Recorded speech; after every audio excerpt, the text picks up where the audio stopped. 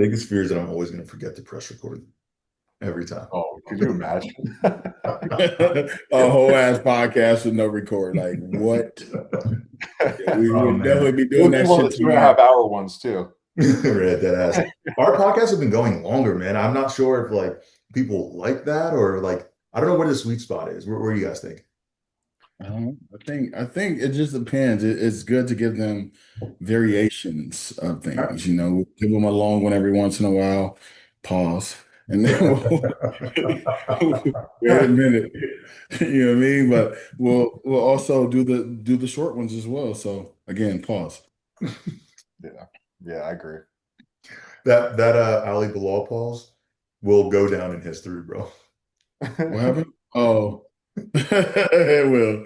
That's kind of like the whole. That's kind of like the whole what do you call it? Jeremy Buendia and George Brown thing. Yeah. Caught up. Did they really not like each other back in the day? Like, did you know any insight on that? Jeremy Buendia and George, or is that George just still being George? I think it's just George being George, but I don't think. I mean, knowing how Jeremy was, Jeremy probably didn't like nobody back I then. was gonna say, I don't think he was friends with anyone. Yeah, fair enough. So, did you end up hitting the aquarium you talked about in the last podcast? Bro, we went there and I drove around. I'm not joking, for an entire hour because we got there at like 1:30 and we are just gonna go for like an hour before the finals. And then we ended up driving for an hour trying to find parking. There was no parking. And I was like, At the huh? aquarium. Yeah, there was no parking. They had like food trucks and stuff outside, no parking. So I hit up Ben. I was like, where are you at? He's like, at the Airbnb. I was like, all right, I'm coming over. I'm just chilling because there's no way. No way. But you were talking about that aquarium like all week. You know how mad she was that I didn't bring her there? Yeah. And I would She's be been talking about for the past day. She's like, you didn't take me where I wanted to go. I was like, I drove for an hour to find parking. There was nothing. Like, I couldn't use my parking ticket either. I was pretty pissed. That was gonna be another Oh story. my God, that was so funny. Like, tell that story. That shit was hilarious all weekend. I get there and I paid like for 2 hours of parking because I thought prejudging was gonna be pretty quick because I heard the show wasn't too big, like there wasn't too many athletes on the male side. So I paid for like 2 or 3 hours and I get out at like 1 o'clock. It was like 5 hours later.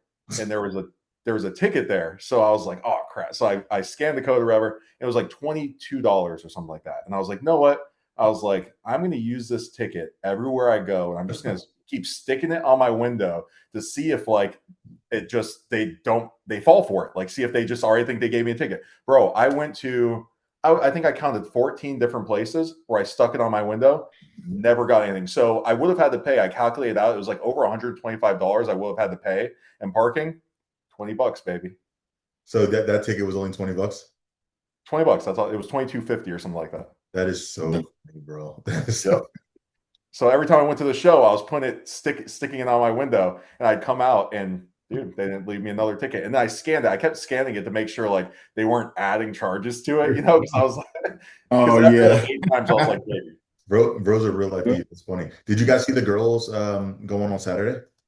Bro. Yeah. I did. I watched a little bit of it before I left. Me and Erin saw this girl in figure. Bro, we saw the next Sydney Gillens, bro. Really? Yes. Bro, she fucking is a showstopper. Like, oh my God. From the stage presence to she's a cute little black girl. Like, bro, like I said, oh, she's next. And I told Chris, I said, she's winning overall. Like, this show is done. They don't even need to continue to do the show. That's how she walked out looking like Superman. Bro, she wowed. Like, wowed. Which girl is it? The one right there. Middle. Yeah, middle. Like, bro, once she brings those legs, my God. Yeah, she looked good. Dude, we both, the second she even walked out, like she came from behind the curtains, me and him were her like, back is crazy. Like, yeah, damn. Damn, that's weird. Did she win the overall? Yeah. She won the overall. Yeah. So, like I said, if she ever watches this or ever sees a clip, all she got to do, bro, is get on the track and do sprints. That's gonna bust them fibers so wide open. Pause. That didn't sound good. I am on a roll today. On one. But yeah, once she gets on the track, man, and do those sprints and bro, she's gonna be a showstopper. What's But up, yeah, little man? the late. Oh yeah, I Hey, what's just saw up? something. What you Fortnite? Hers is still updating. These Fortnite kids right now. I'm updating her Fortnite. You That's just like your phone now? TVs too.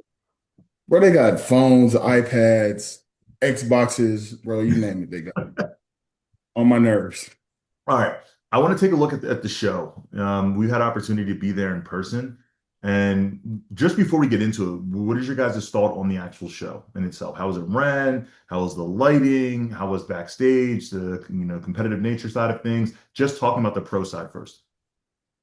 Bro side, I mean, as far as it being ran, it was ran pretty smoothly. They got Mhm. everybody on stage, got everybody off stage. Um, as far as the lighting, hey, bro, over there. I'm working. So that's what it's like to be his father. That's what it feels like, bro. All in your ear. You got Fortnite in this ear. She asking for food. Like it's always a go. But no, like the lighting was phenomenal. Again, Gilco being that source of that, and like I said, that should be the standard. Like if Gilco's not doing the lighting, then that's a problem. When Yeah. when it comes to the lighting, Gilco has that dialed in. So with everything else, I mean, the athletes brought it. I mean, Yeah. Yeah, Chris, 100%. before we get they there, all brought it. what would you think of the show in itself? No, same thing. I mean, every show that Sandy puts on is amazing. I mean, I would have to say Junior Nationals is my favorite show put on, just personally because I've competed there. Just the ease of access of backstage from like the host hotel and all that. It's crazy. The lighting, like Erin was saying with Gilco, I mean, dude, it was on point. It made people that on the I'll talk about the amateur side that probably shouldn't have looked good look really good. So whenever the pros came out, Yeah, you were like, damn, like you could see every detail. It was a lot easier to judge Yeah. because that lighting was so good. Yeah. And I also like the fact that the pros went on back to back. So prejudging and final was, basically within an hour of each other. And you even saw some things change pretty quick from Yep. prejudging yeah.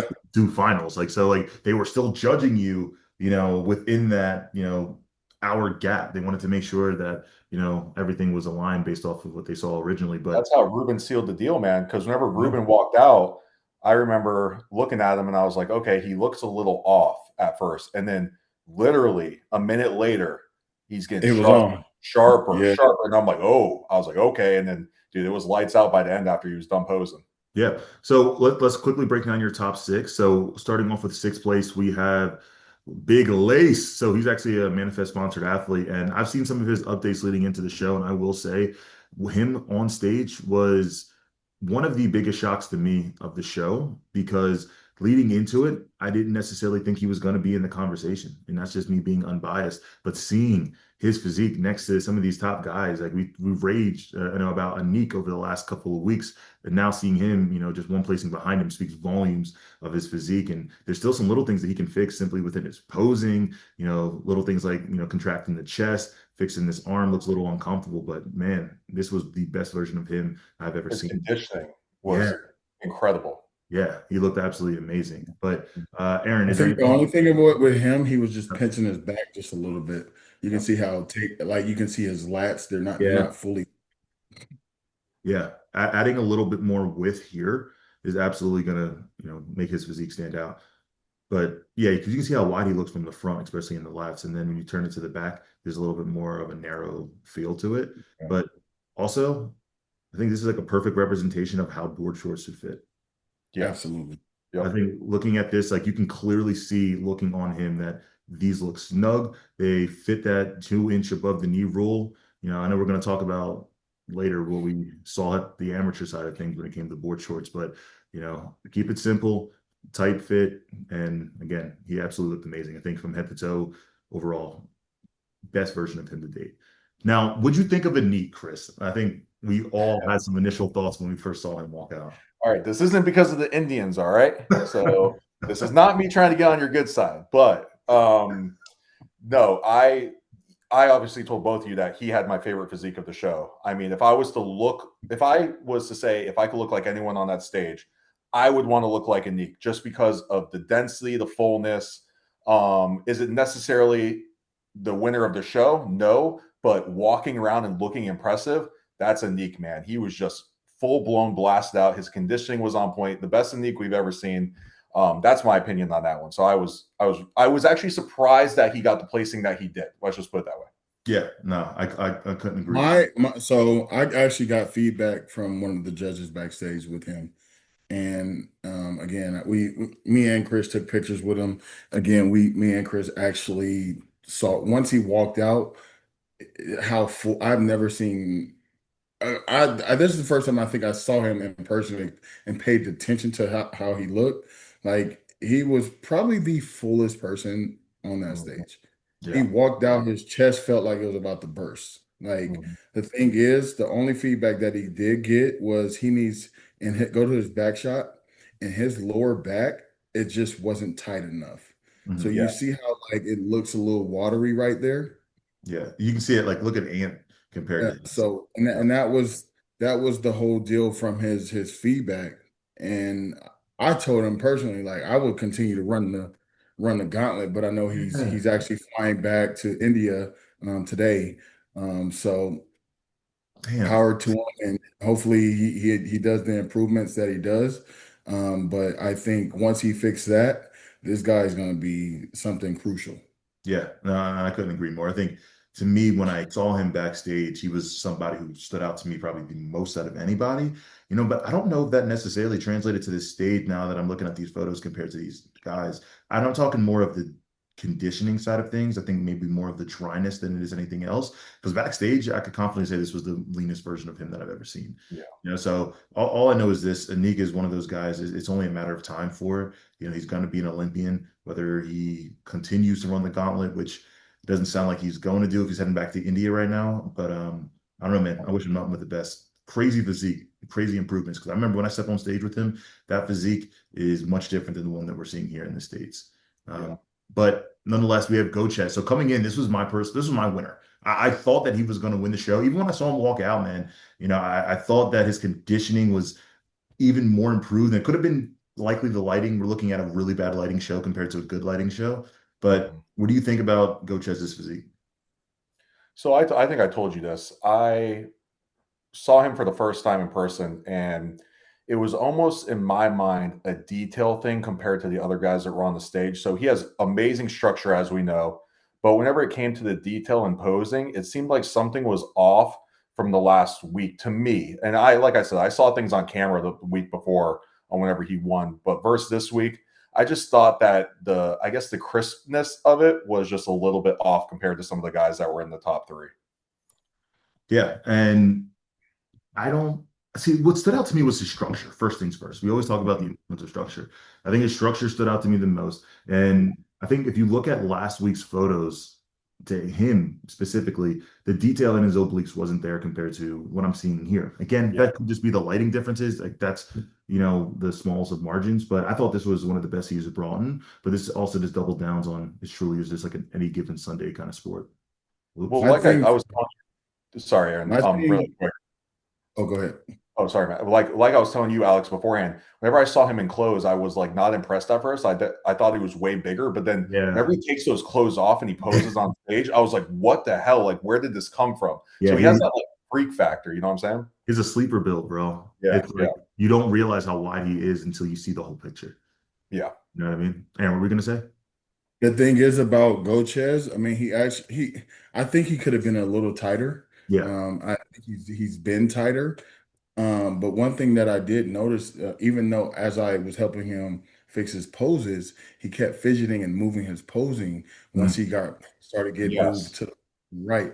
So I think that just kept messing with his look, and probably the mindset was just kind of not freaking out, but the freaking out sense of like, oh shit, like I'm getting moved and not, being so locked in on what I need to do, even though I do get moved out of that box. Yeah. Because the prime representation of that is Dustin, because that was a perfect example of somebody who could have lost that momentum getting moved out, but then continued to fight and got moved a lot closer than he initially was in, even at quote unquote prejudging, Yeah. but let's talk about that. So coming in third place, we have Joe Manji. Now, in the majority of the show, Joe Manji was in the middle sharing it with Benny. Right. Yeah. So it looked like after they were all sent off stage, it was going to be between them two. Now, on Joe Manji's physique in itself, dude has one of the driest midsections in the game. I think it's comparable to the Ryan Terrys, the Ali Bilal's. Like it's uncomfortably dry in person, right? You can clearly see how dug out he is compared to everybody else, and he also has a crazy bubbly look. Now, even though he doesn't have the cleanest physique, I think more structurally than anything else, look a little man. He's like, No, just nosy, bro. I'm telling you, Nosy. are you gonna be mad when he gets in, once they get into bodybuilding? He won't. Will you let him? Son, what you want to do? Come here. Come here. What you want to be when you grow up, or what you want to do when you grow up? Bodybuilder. Shut up. You heard y'all say that. You got you. So you don't want to play? You don't want to play football now? Ah, No, the That football. backfired. that's Hey, great. it is. Definitely It is backfire. what it is. But no, no, bro. If the opportunity was there, absolutely. Like, and you know who's gonna be his coach. So Yeah, true. not me. True. It's gonna be cuts. It's gonna be Oh Uncle man. Cuts. All right. But overall, Aaron, what do you think of Joe Manji's physique? Jumanji actually look. He had his midsection actually shocked the shit out of me. I Yeah. didn't know he was that dry from the front.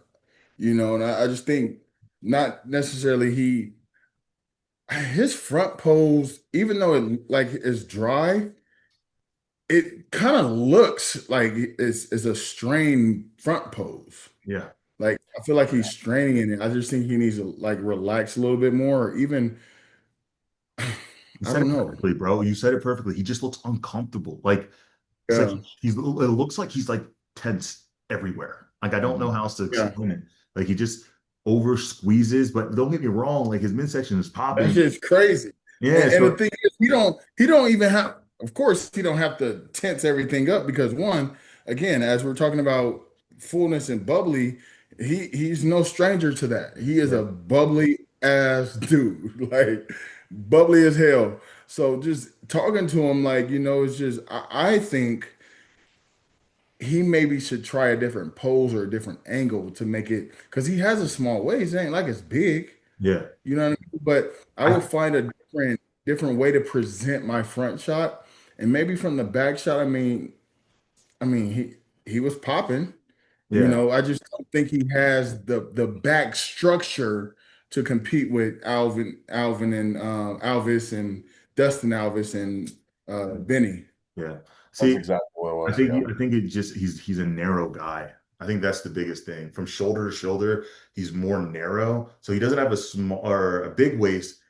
He has actually a small waist, but he has also narrow shoulder to width up here. So it just kind of looks up and down, but I don't know. I think it's a crazy physique. Obviously he's what 7-time Olympian. He's already qualified this year, so he's gonna be a problem. Now, this was definitely something I'm not gonna say shocked me because I also thought he should be in this conversation, but seeing the progression from prejudging the finals really impressed me with Dustin. So, would you see in his physique that gifted him that second place finish, or he worked up for that second place finish? So the only difference between him and Benny, I mean, from first to second here, is just the pop of the upper shelf there. That was literally it. I thought that Dustin, looking at him through prejudging, he was sharper whenever he came out, which is really weird that he made his way into the center after this because I thought he was one of the sharpest whenever he initially walked out. Yep. But as Benny got sharper and sharper, I think it was too much for Dustin to overcome at that point. Yeah. Because Benny's shoulders are just so much more rounder in that front pose, and then his back pretty much matches. I know it's two different structures of backs that we're looking at, but it was so close. I think that the only difference was that upper shelf, to be honest.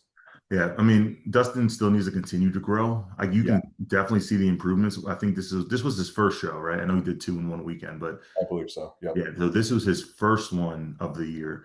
And I definitely can see the improvements, mainly actually in his chest. He needs to continue to grow his chest, but Mhm. overall, I think this was the best Dustin we've seen. And for somebody who's shown that he's gotten better with show after show, that's like good momentum to land your best on your Yeah. first one. And I think his back shot, I don't know if this was like the best back shot of his, but it doesn't look like it normally does to me. I think it looks Ben good. was telling me he was not doing the posing that he wanted him to do. He said he kept on screwing it up a little bit, so they were aware of it. Yeah, but I don't know. I think Dustin, he's one of those guys, you, I feel like there's so many at them right at this point where they're right there. They're right Yeah. there.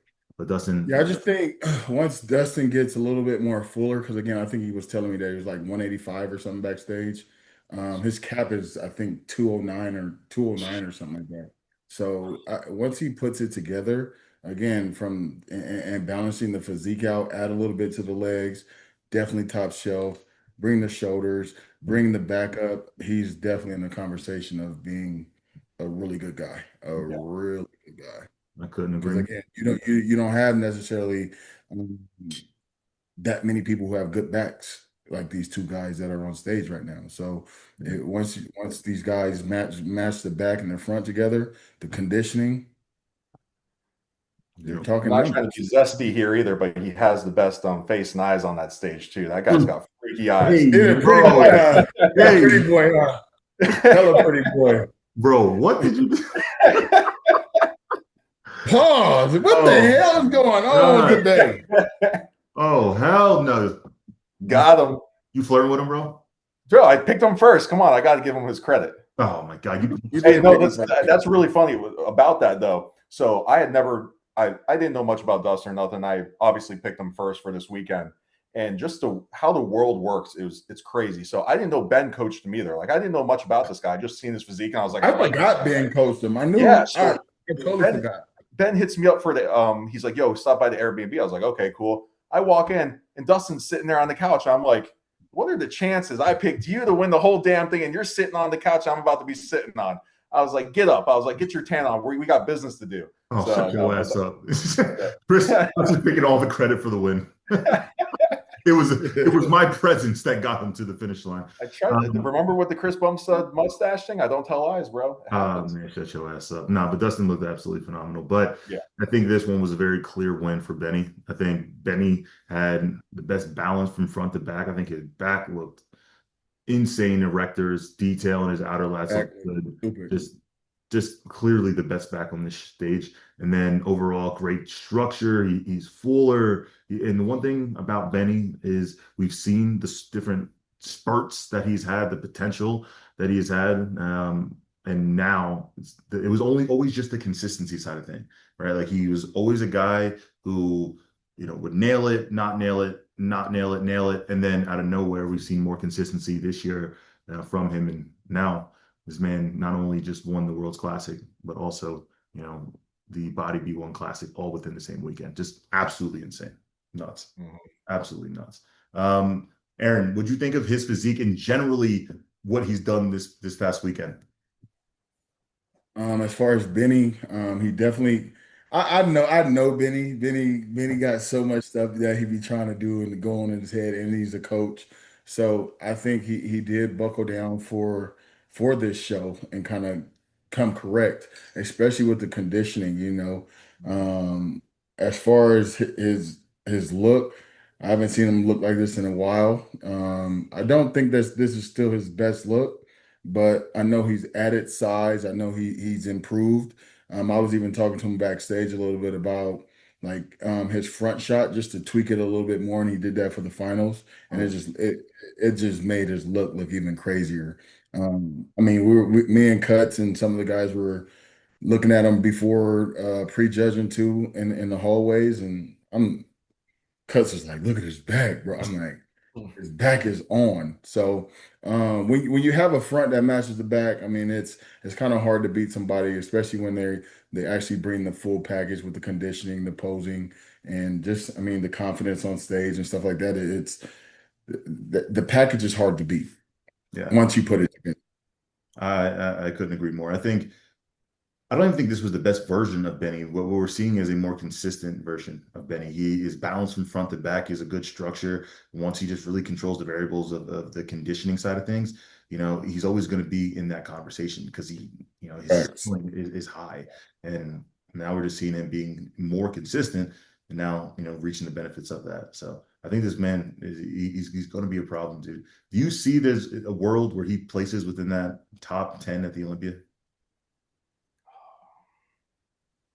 So think about who's in the top 10 now. Do you ever see a world where he could be a Ben or what's his name? Kaiki Santos who plays 10th. Do you ever see that a world like that? He could beat Van. I'm not doing that just Bro, because. I'm gonna say, I hold love on. I have he's beaten Ben before. Has he he? can. I feel like those 8, 9, 10 spots are kind of anyone can take those ones. Yeah. It's always something. I'm not saying that just because I know. See, Yo, that makes, and of course, everybody in the comments gonna say some dumb shit. Like, all right. I'm just saying he can beat Ben.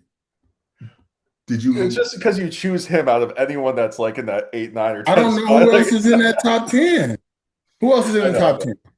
Okay, who was outside of who was fifth? it was Edvin. I was gonna say, Okay, you're not beating that bunch. no, he's not being. No. Who was sixth? Was it was Corey Morris? Yeah. He's not beating Corey. Seventh? It was Vitor. No. Eight. Okron. Hey, and we're forgetting Diogo is going to be in here too, probably. Yeah, that's a good point. Okron, and then you have Ben, and then you have. I'm not putting Diogo nowhere. He too inconsistent for me. He done pulled out of 2 shows. He done no. Nah, you're crazy. You don't have him in that I conversation. don't care. He might not do the show. That's fair enough. That's true. That's Yeah. true. Give me something to feed off of, not just because he looked good. That's just like how people be saying, "Oh, Dre gonna win because when Dre pull up, or if he look like this." No, we're not doing that no more. We going off what the fuck people do in a previous or recent time. We not doing that past tense shit no more. He's like a No. Percy Harvin, man. He's whenever he's in, he's crazy, but he's never in. Did you see the comments that Brandon said about um, Ali Bilal not being in that top three at this year's Olympia? He said it was right now in his eyes, it's Erin and obviously Ryan Terry, and then himself. Chris, do you see that being the case, or what would you see your current top three be? I don't think Brandon's going to be in the top 3 at all. That's just my opinion. I think the back is not there anymore, and the backs that are in even the top 6 are dominant compared to his. If he comes 100% on point, possibly, but I don't see him beating Aaron, Ryan, or Ali. That's just my opinion. Erin? Oh no, I didn't say my piece. I didn't, it's. Oh no, I don't. I don't. To be honest, I don't know why. I mean, why even do interviews? Like, that's my thing. Like, why do interviews and keep exposing yourself in that type of way? Like, I wouldn't take that type of interview to have people point fingers and do all that, because that's what I used to do. I used to do an interview, and next thing you know, everybody want to clip it or do this dumb shit. Like, it's. You I know, just think if he wanted to do what he needed to do, shut the fuck up and go to work. you don't think though, I look at it different, man. I think this this giving access to fans with their objective opinion, of course, that's going to open up an opportunity. Just think about NBA, NFL. Think about how there's shit talking in between locker rooms, how there's rivalries for a reason, why those games are more heated, right? And those are the games that get the views. But there's no rivalry here though. But what I'm saying is, why not have one? And I'm not saying it can't be. Because these old niggas don't know how to have a competitive good rivalry. But So They get too personal too quick with these guys. That's what no, it is. But no. don't you see that there's likely a shift taking place in men's physique where the old guard is Yes. slowly starting to phase out, whereas the new guard are making the Yeah. name more within that top 10. So with that thought process in mind, why not try to have some fun? You know, like listen, I think the whole thing with you and Ben was fun. You know, I That's mean, a good example, though. it was good shit talking and it never got personal, right? Where we've seen other situations where it not was. And that's more with the old guard. You know what I mean? I want to see more of that shit, bro. You know, people have being confident. Me and Ali do it. Me and Ben has done it. But again, you can't do it with somebody who's always had that negative persona about themselves. And that Yeah. gets into it with everybody, or who has bad uh confrontations with a lot of people. Like, no, you can't do that. Yeah. That's not the route to go. Like I said, personally, what I would be doing is working because, bro, like I get you just came off of these 2 wins, but you just got fourth at the Pittsburgh Pro, and you talking about Ali not going to be in the top three, and you going to be there. You got a lot of work to do. Yeah. You're not That's lying wrong. there. That's not wrong. Then I want to ask you a question, Aaron, because there's been talks about then this is taking it back, right? So now we have years separated from 21 and 22 Olympia. What are your emotions from the result in the 21 Olympia, where Brandon won the show and you on your rookie year, made a name for yourself, jumped into that second place spot? So the emotions of my first year, is that what you asking me? Yeah. Do you think that you should have been crowned champion that year based off the physique that you Abs- brought on that stage? Absolutely. Absolutely. Go ask the judges who I ain't gonna say the names, but just ask around. They had a lot of them had me winning. But again, I also think it wasn't that time. Yeah. But again, somebody gonna get on here and be like, "Oh, I beat him." No, you didn't. There wasn't a blowout. Um, just to let you know. But the thing is, it's like again, I can't sit here and say names, but I've like that was my show. Do you think, what do you think of the sentiment of you have to knock out the champ in order to beat the champ? Or do you think in bodybuilding I that's, mean, what do you mean? Like I did. I got a perfect score. That's called a fucking knockout. What do you what? I'm not talking about in even 2022 or 20, I'm talking about in general. Do you think you have to knock out the champ, or do you think you just have to simply beat the champ, be better No, than? you just gotta beat them, bro. If you come on that day and you look the best that day, you gonna win. Period. So that's the one thing that I Not about didn't. all this knocking out nobody, bro. If you suck that day, you just suck that day.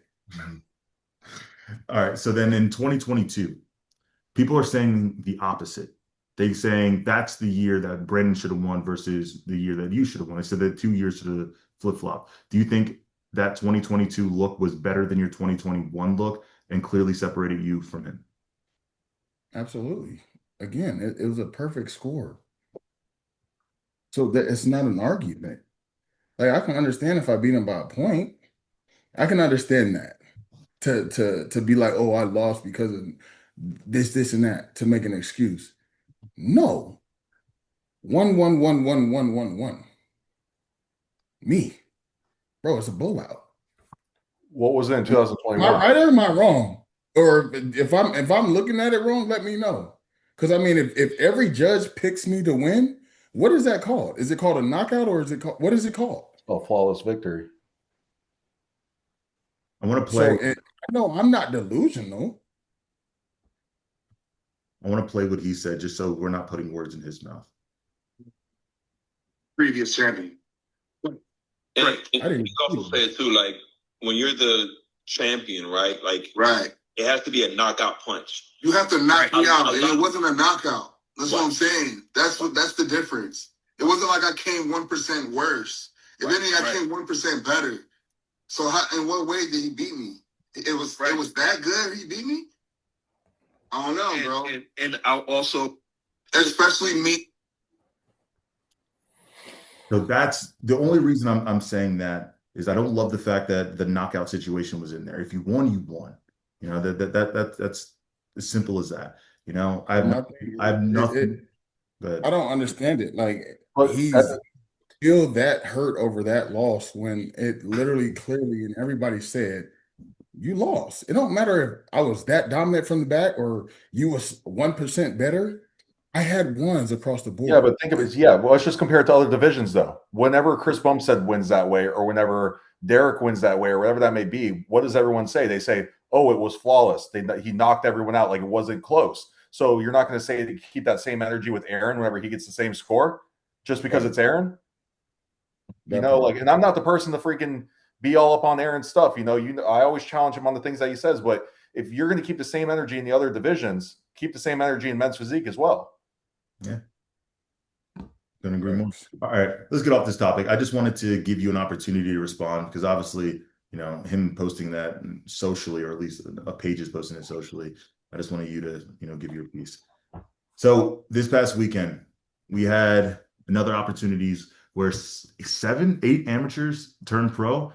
And I'm actually pretty impressed with a lot of people in this lineup. And I think a lot of talent showed up at this show. And I want to quickly give some love to some of these athletes. So this is a Class A winner.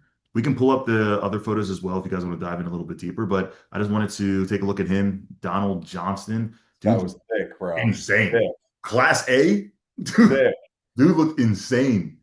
Like this looks to me a pro ready physique. Obviously, he needs to continue to put on some tissue, but I think there's no doubt in my mind this man is going to be a problem. Yeah. Erin, what'd you think of his physique? What are you talking? You talking a little man?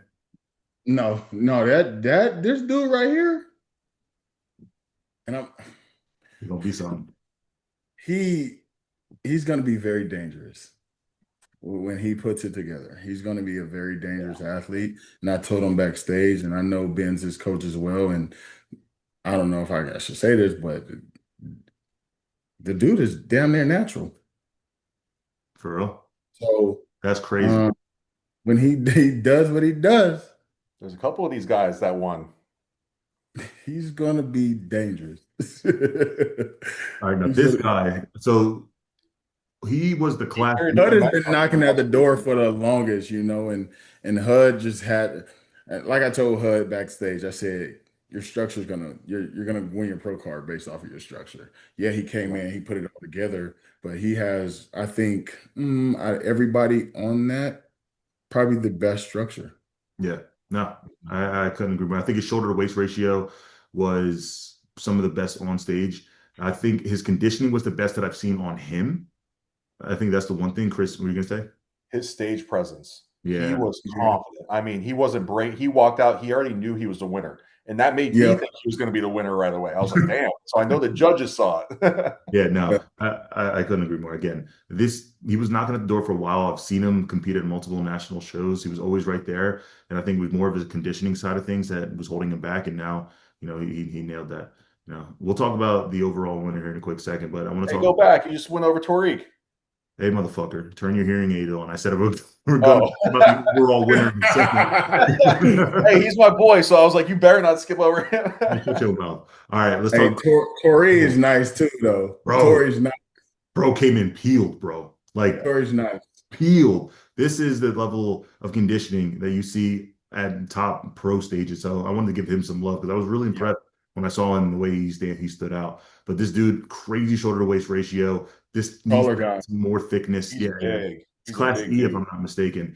He was E. Yep. Yeah, so add a little bit more thickness to the chest, and this man is going to be just cap the shoulders a little bit more, and I'm gonna always say back. So yeah, I think back is that one muscle group you can't have enough. Like in men's physique specifically, you truly can't have too big of a back. They judge front and back almost damn near separately, like in terms of one another. But again, Tori looks phenomenal. I'm excited. Like those shorts. I need some of those. Bro, these shorts are fire. And they look really good on him too. Yes. All right, so I'm not sure who this guy is. They picked the worst picture of him too. Yeah, that's not right. Let's see. Like he looked good. Big bands, whoa, flex up, stretch out, big bands, whoa, flex up, stretch out, big bands, whoa. He needs to bring the arms down low though. Yeah. I think he was taller than Tori. Yeah, he was class above him. I don't know. Let me see. I think this kid looks good. I think he needs to be tighter throughout the core, right?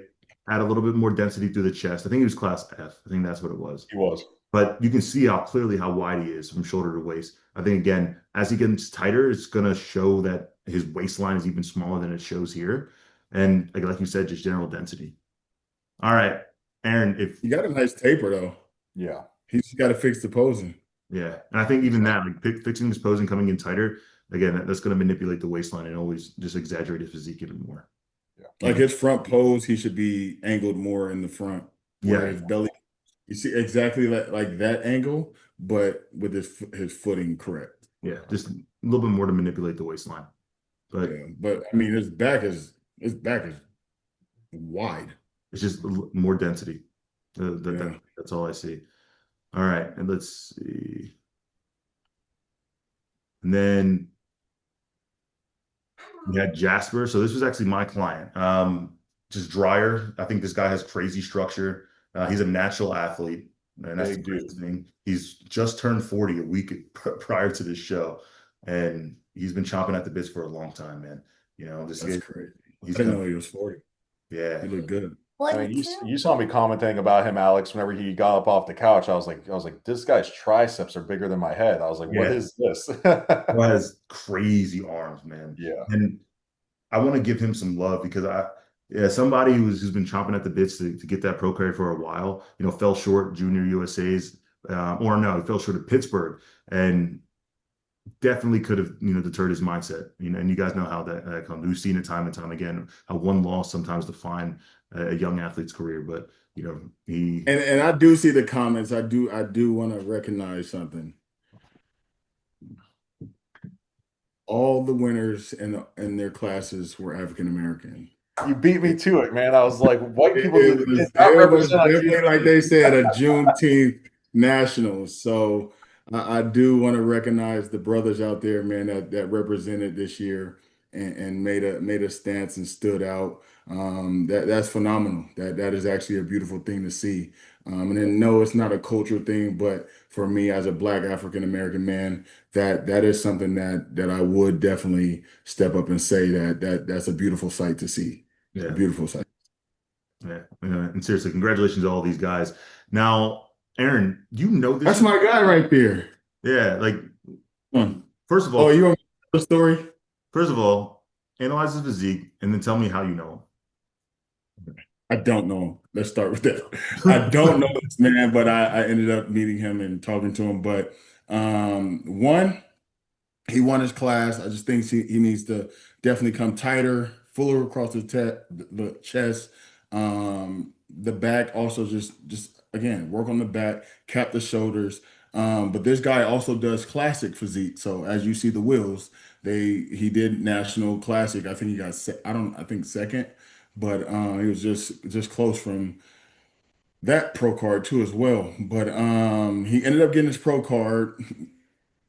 And then next thing you know, we're all, not we all, but me, Cuts, and some of the pros were getting ready as we're looking at Reuben, and he walked by, he wanted to grab a picture. I was like, ain't you finna do the pro show? Like, no, I just fired my coach. I Whoa. don't, I don't have no coach. I mean, I said, what that guy do with anything? You already prepared. Like, You're you here. just peaked.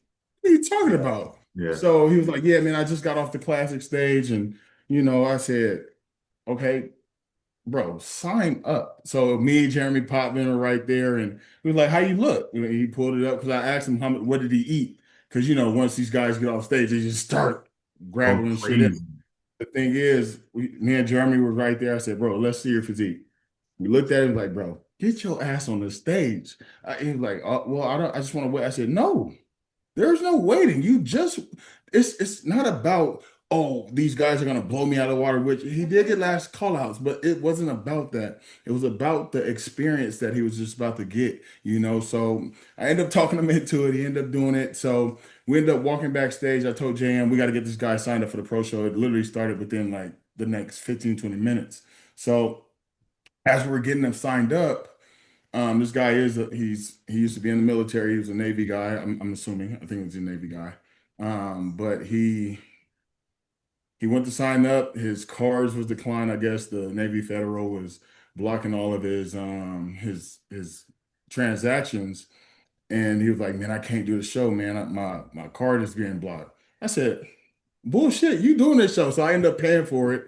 I paid for his entry fee to So the pro show. And then Sandy's overhearing it and talking, and next you know, you know how she's coming Sandy up to is. me and she's emotional, getting me emotional. And I'm like, oh. Yep. So we ended up paying for his pro card, and he ended up doing the show. And the thing is, it was all about the experience, and it I what if I needed somebody to do that? I didn't have nobody to do that when I was coming up in the ranks, or if I needed extra money or whatever the case may be. If I was in a shitty situation, who would have been there to help me out? You know Right. what I mean? So for me to be there for these athletes, man, it's just paying it forward for me, man. At the end of the day, I've been there, done that. I had a GoFundMe when I was doing Contra Costa, trying to get money just for food and X, Y, just the bodybuilding career. So I just knew what he was going through at the end of the day. Like, well, shit, if my card, or who knows, his card maybe not been declined. He's like, shit, I don't want to pay for this shit. I don't want to do this. But at the end of the day, I'm like, shit, I don't care what you think you want to do. Like, I need you to get this experience. As soon as he got off of that pro stage, bro, that shit was so sick. The experience was wild. I said, bro, that's the atmosphere that we bring backstage in the pro league. So, congratulations, you did your first pro show. You got your feet wet. So now what you got to do is build and improve on what you need to improve on. Yeah, even just It, comparing it was a yourself to that physique, like as somebody who's getting ready to start an off season to grow to be competitive in a professional rank, seeing how your physique looks standing next to guys who have been at Those the Olympia photos. stage, Yeah. guys who, because he stood next to Olympians in his initial call out. So like he can take that data, right, and see, all right, I have a great structure. I'm taller. I got to use that to my advantage. I got to put on more, tissue here. They exposed me here. All of that is collected data, and he was already ready. Like he just stepped off the amateur stage to then now step right back on a pro stage, which was right after. So I think it was a perfect opportunity for him. And Erin, that was dope of you, man. No, that was dope. That's awesome. Yeah, no, I just felt like I don't know why I did it. I'd be doing sporadic shit, to be honest, I especially know, just bro. I saw to exactly help to what help you did at somebody. dinner. Like, oh, I do it even at dinner, bro. I swear, bro. I'm an energy based person. I love to have fun. I love to fucking laugh. Like I said, man, I was a class clown in I school, couldn't so. stop laughing the whole night. Bro, the whole night. We had 15 people at dinner. Erin has the most exaggerated personality and somehow makes the waitress fall in love with him and to then gets him to sign something, puts it on the wall. I'm like, what the fuck is going on here? Hey, you have Bro, a y'all problem made though, her man. like that. Y'all was like, Hey, oh, you got a she problem. sin. My girl came back and she said that she really liked your Dubai conversation and was trying to get me to do some new things. So you are in trouble, bro. Like, he doesn't even remember what he was talking about. No, because I don't. and But we'll What talk was about it it later. about? We'll talk about it later. he had too Oh, many. okay. Hey, like I said, we was just having fun, and next, she was like, "Oh, I'm a manager here," and I was like, "Well, I should be on this wall. I should definitely be on this wall." He And said, she was like, I should be next to Drake. "I said I need to be next to Drake," and she was like, "Okay." And then next, she went. She was like, "I got to get the menu so you can sign it." I was like, "Oh, this she for real?" Yeah, you And then actually next, did it too. it happened. It happened. So. That's That's dope. super deep. For that to be, I mean, my own city hasn't even done that for me. I don't got because there's a couple different sports bars here. They ain't like I go there all the time, and ain't nobody really reached out to me like, bro, let's put you up in the restaurants. But to have my name and assigned menu and just my name of Aaron Banks, pro bodybuilder, on and Malone's, that come on, bro. That's That's She for was dope. a me. perfect server for That's that too. another She was awesome. accomplishment. Yeah. So. All right, I don't know who this athlete's name is, and this conversation is not about this athlete, but we were all in the crowd when we saw these board shorts take the stage, and Oh my what, God. which made it worse. There was two of the board Two of them. Yep. shorts In the same on class. the same class, and you can clearly saw it stood out in a bad way. You can't see it Can as I can I say it? Can I say it bluntly yeah. Go without ahead. you finna sugarcoat this to make it sound sugar coated? Go ahead. Look, this company fied. I hope you guys are listening to this shit. The judges hate that shit. They don't want bling or shiny shit on board shorts. I ain't gonna say who I talked to, but I'm gonna tell you right now. Yep. If you got guys who are wearing that shit, they're not getting rewarded. I promise you. And there will be a video addressing that. It's Not by very us. distracting. Yeah. And Now, not by us. listen, this is the kind of stuff that's too much and distracting on stage, right? This is also some of the stuff that gives men's physique a bad rep. Again, this dude has a crazy physique. I'm gonna make it very clear. It has nothing to do with this guy's physique, everything to do with the board shorts and how it negatively had him stand But out. bro, I wasn't even looking at the physique. I couldn't even tell you what the guys looked like because I Oh, was the staring at the glitter shorts. had the outline of his ass crack. Yeah, yeah, no, he ain't lying. He ain't Oh, I lying. said, oh my God. Sandy was like, those are so fucking hideous. Well, she Yes. didn't say it like No, that kind of. she came to me and was like, She never, was not happy. never She was designed not something happy. like that. And then next thing you know, JM sent the pictures to Tyler, and Tyler Yep. was like, We'll talk about it. so Yep. I would discontinue those shorts immediately. Yeah, seriously, man. And I had to go check because I had to go look them up online just as somebody who owns a board shirt company. I wanted to see what stuff like these go for. Is it a premium rate? Bro, it's $98 to buy these. So actually, me and Caitlin talked about this a little bit because there was a couple of things that were happening throughout the show that were kind of like this. So if the judges were to award or reward something like this, we would all of a sudden start seeing everyone wearing bling shorts. Yeah. Or if the females started wearing like choker necklaces that had blings and things like that, like if they reward someone like that, the people that are coming up and watching these winners want to be a winner. So they see this, they go after it, and they start wearing those things. So the reason why we don't like things like this or some changes like this is because of that reason. So it usually won't get rewarded for that. Yeah, and that's the one situation I can imagine where board shorts could actually hurt you on stage. Yeah. Your stage wear could without a doubt hurt you on stage. And again, this guy had a crazy physique, but you're right. I didn't even realize how crazy his physique was because my eyes were so glued. And having two of them like right next to each other on stage, bro, my mind was blown. I don't even remember the. Think about the chances of that, though. Like of all the classes, they were right next to each other. Yeah, and you know what's funny, bro? It's not just judges. You heard like the people in the crowd talking about it. You know what I mean? Like it's distracting to novice eyes and like the top eyes who make the decisions in our sport. And you know, just I've seen people do it way too much, man. Keep it simple. Keep it simple. Posing, keep it simple in your board short options. You know, pick awesome colors that you think pop on your skin and maybe has to do with the backdrop, but don't overdo it, man. Don't overcomplicate it. Like bedazzling your board shorts, bro. When has that ever been? Can't happen. Can't happen. No, man. It sets a negative, precedent, and I don't know, man. It was distracting. Crazy distracting. Yeah. All right. I wanted to take a look at the Body Be1 show because motherfucking history was made this weekend, bro. And Benny is just on a tear right now. Just an absolute tear. So first things first, let's give some background. On Friday, the World's Classic took place. And that's the show we just went over. And then, let me see. 2 hours away. Yeah. I'm making eggs right now. Hold on. You're making eggs? This man's crazy. Did she request it? No, go ahead. Yeah, she requested eggs. Nice. All right, fair enough. It's for the daughter. All right, Chris, go ahead. No. I thought it was crazy because we were looking at the comparisons. This was last week on the podcast, and you could see it was Benny doing it again. Dustin was doing it. I think there was like 2 or 3 other guys that were doing that show, and we're like, how the hell are they going to get there? And we looked it up. It's in Atlanta, which is about an hour 45 from where we were at in Chattanooga. So those guys had got off stage.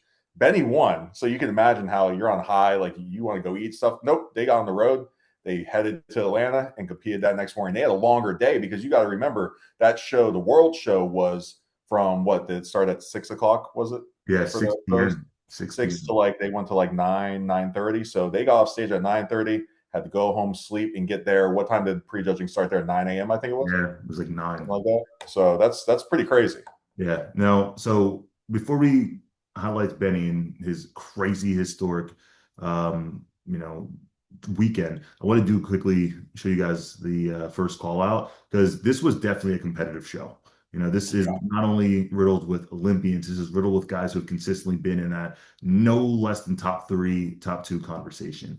Now, when you first initially look at this lineup, who's the first person who stands out? Oh, Benny Ricardo right away. All right, I so thought Ricardo was on point. I saw him and I was so mad at myself for putting him out of the top five, or I you're think he was drunk like for that. fifth in mine. I was like, wow. Yeah, you were drunk for that. What do you see in Ricardo's physique that stood out to him, or stood out on his physique compared to everybody else's? Well, he just had that fullness, the pop, the conditioning, the all around package. I think that the difference between him and Benny, though, is just Benny is just, it's more men's physique to me. I know that's really hard to speak about whenever people haven't been in the game as long as us or whatever that may be, but it's a structure thing. And whenever you're looking at it, it's a prettier physique in my eyes. Now, obviously, Ricardo is a freak. I would love to look like that, but it's just a little thing that's there that draws me more to Benny's physique. Yeah, I think you said it perfectly. I think there is a look in men's physique. Often, it can only be described as having a dominant structure, Yeah. right? I think the structure is what the look is, and then you build on that structure. I Whether, didn't know they sent just them two off. I yeah, didn't get to see it because I was still on the road, but yeah, I did not know that. it was clear that they were in the top two. Now, Yeah. before we get back to the top two, I want to talk about who we have in this next call out. So, what you think of Dustin placing second place at World's Classic, making that drive just like Benny and stepping on stage and then finishing in fourth place? Obviously, there's different guys that you're comparing yourself to, and I always say that whenever the judges are doing a lineup, they're comparing also to the physiques and how they match with the others. Yeah. So the day before, I think that Dustin's physique matched more with the structures and the conditioning and all that, and then this had a lot more. Well, I would say round, bubblier guys that have just a different structure. So I think that that's why he fell out of the top two or three. Also, talking to Ben, he said that his posing was a little off at this show compared to the day before. So all those factors can contribute to that. Yeah, and I just simply think this was a more competitive show. You know, Exactly. I think this is just that was just one of those situations. But I don't know, man. I just want he's one of those guys you just want to see succeed. You Oh, know, 100%. you 100%. just want to see him get the damn job done. But somebody who really stood out to me, bro, is it Jacquez Lewis? Yep. This dude, bro, look how stacked he is. It's crazy, right? Oh my God. If he didn't have this like gap in between his chest, this might be one of the most complete physiques. Yeah. Dude looks insane. Like the amount of Well, look how full everyone is on the stage. Like the two guys to the right, tall, big, full. It's very hard for these. I really hope people understand, like for these tall guys to fill out that frame and look that big yeah. is unreal. Yeah. No, I think that's why I would say, man, the tall guys, they have it's like I told you guys, it's like snowboarding and skiing, it's easier to learn to ski, so once and that's more in reference to the smaller guys, it's easier to put on muscle when you're a smaller guy, but it's harder to master. But when tall guys can master this and they build that foundation, they build upon it, they fill it out, it's going to be a problem, man. Well, I think also in this lineup, the guy, I'm sorry, I'm colorblind as they can be, but he's second from the left right here. I think he won the Masters and he's going to Tokyo. Yeah, this guy right He here. won the Masters show. Yeah. His Yeah. name on Instagram is like See More Gains or something. I believe he won the Masters. So that shows you the competition. I mean, this is technically what you would say after the top two were brought off. I mean, he's in the mix here. So that's pretty cool too. Yeah. And speaking of that, we have, who Sean T is? Remember we talked about that in the last episode? Exactly. Yeah. He beat him out for the Masters, I believe. Yeah. Yeah. Look how crazy the fact that you guys are 40 years old standing up here with Nuts. multi-time Olympians is nuts, dude. Like Doing insanity workouts to get up there. So you guys need to buy the DVDs because that's how you look. that's crazy, bro. I still remember getting the insanity workouts and doing them in my small ass bedroom, hitting my head on the fucking bed. That shit was crazy. Dude, you thought you were gonna get jacked, bro. Yo, I dead ass did. I remember I used to like you probably had those push-up things that like twisted too, didn't you? I had the weirdest shit, bro. I had push-up on the bed. I'll never forget. I was doing a pull-up on that shit and the fucking thing. I don't think even Sean T got a good look because the lighting sucks on that far right. It was real bad. The far left sucks and the far right looks way better, but so he's not even getting a good look.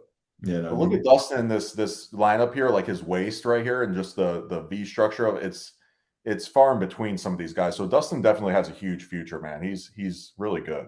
yeah, like I just feel like I want to see him take a more time in that quality off season. 100%. I don't feel like size wise. I think he has everything. Like I think he's very complete. He just needs to add more on what he already has. And once he does that, bro, it's gonna be a fucking problem. You know what I Yeah. mean? Like so that I think that's the biggest issue. I just want What do to you think about Shun sorry, I probably mispronounced Shun in yeah, this show? I don't think I don't think this was his best. I think he was more washed out here than he was even in Toronto. But I think his packages generally are pretty consistent. I think he really does show off the new added size that he put on over the last like year and a half really well. That's what I have to give him credit for. Like, you know how sometimes people diet down the new muscle that they put on? Yeah. He didn't. It's still quality. You know what I mean? And Cuts has another guy who's bound to go to the Olympia, which is Yeah. absolutely insane. But let's go quickly talk about these top two battle. Erin, what do you see here in this top two?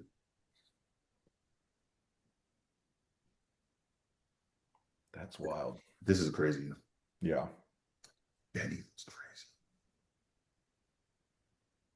I just see from looking at it, yeah, maybe Ricardo has a little bit is I don't know. He looks good across the chest, but Benny's waist, I think, kind of looks better in the front shot. From the back, I just like the structure of Benny's back.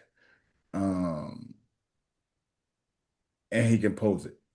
Yeah. Like I don't ever reset my back pose. He's just resetting his back pose. That means it's not conditioned. You see what I'm saying? So posing could be another issue. So when you say condition, so you can educate, the viewers, what do you mean in terms, what's the difference between conditioning on stage versus posing conditioning? It's totally different. I mean, you can be peeled and ripped and all this other shit. That's different. That's conditioning. But as far as posing conditioning, how long can I hold that? Am I going to start fidgeting? Am I moving around?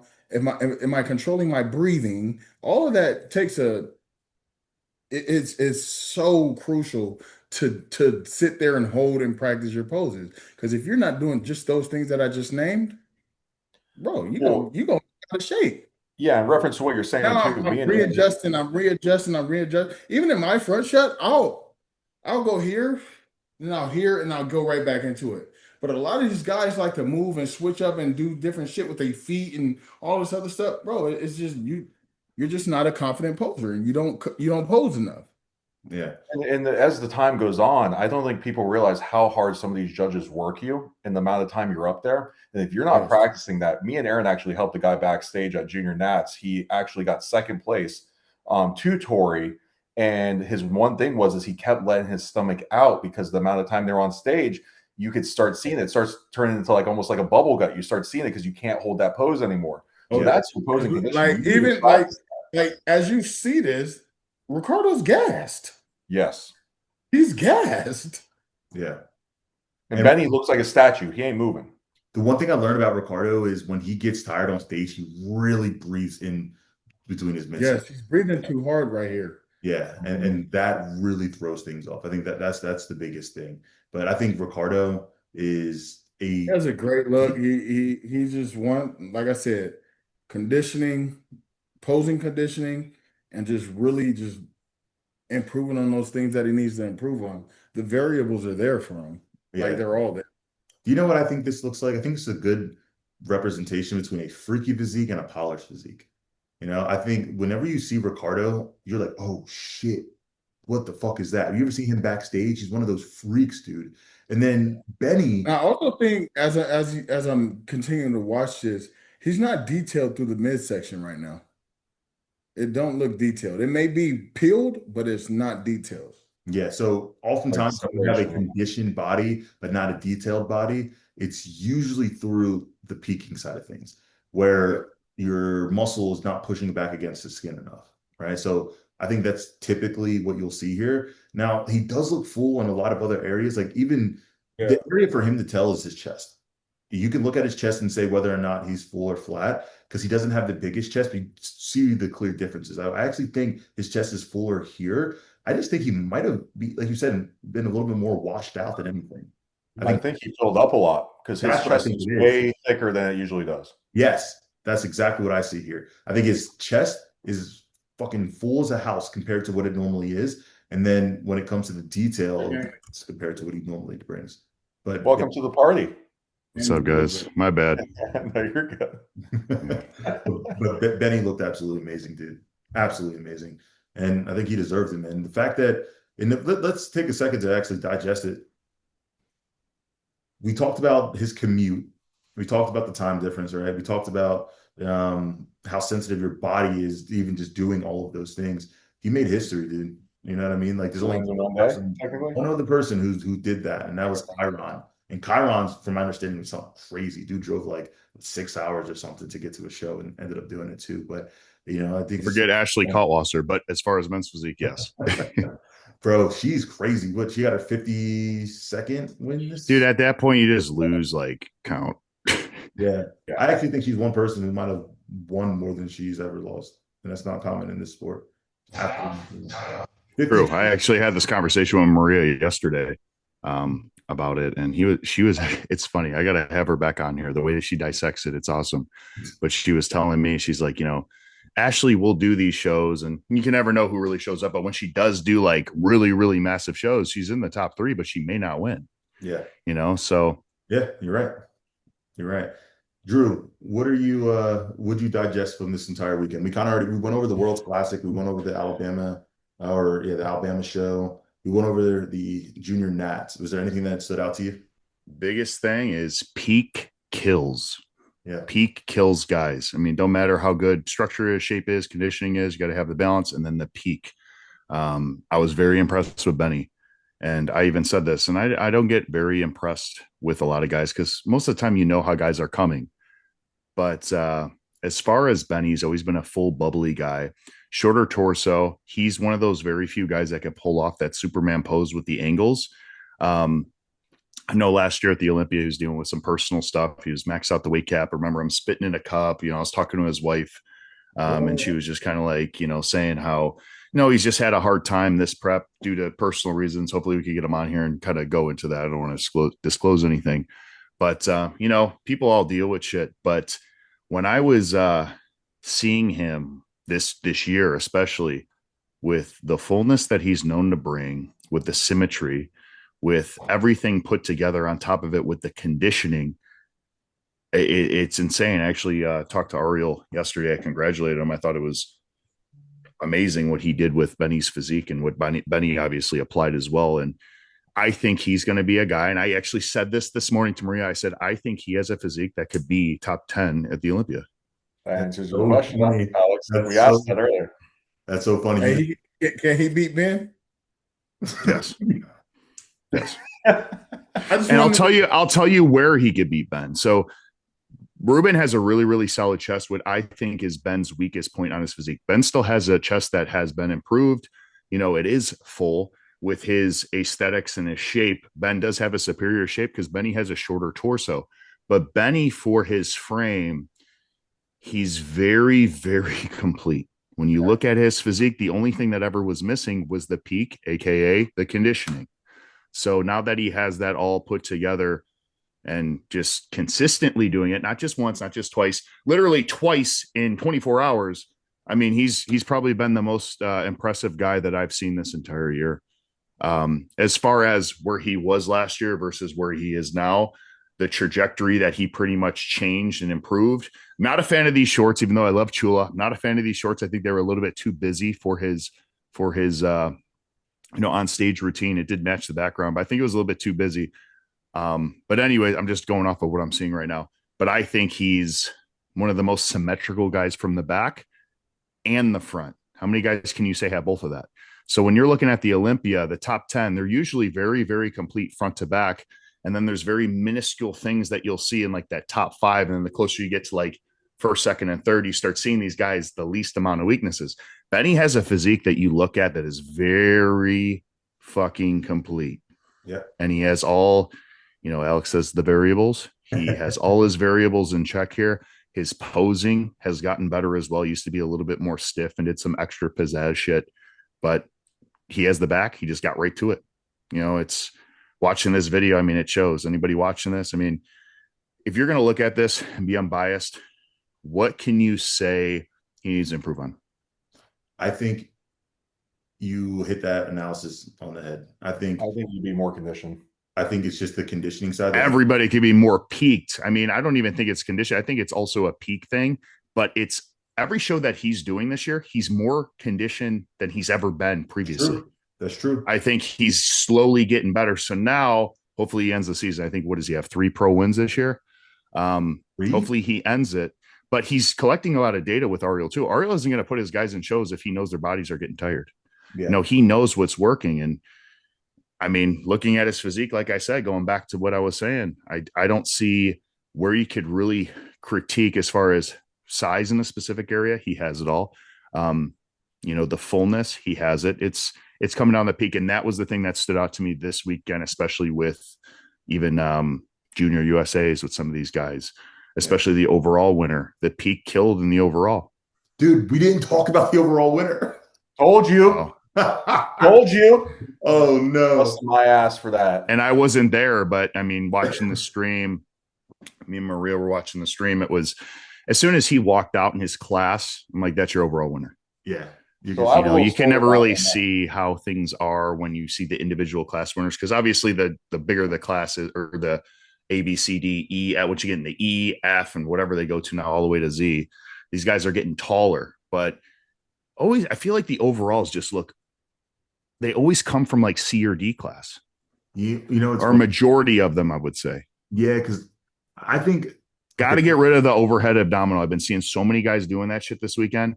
Unless you're Ali or Ryan Terry, even that though, like they're doing it subtle. Don't do the overhead abdominal. Just don't do it. It's funny. You see a lot of people at the amateur ranks, and this is a perfect opportunity to like highlight this. You see a lot of people at the amateur ranks follow in the footsteps of people who are at the top levels in the Olympian. Like you even saw people trying to do the Erin. I did it. I did it for my show. I did the Erin Peekaboo. I did. What I mean? And then Alex Toplin did the Andre Ferguson Superman. So I mean, it doesn't always work for everybody. Is my point. That's what I'm saying? You see somebody do it.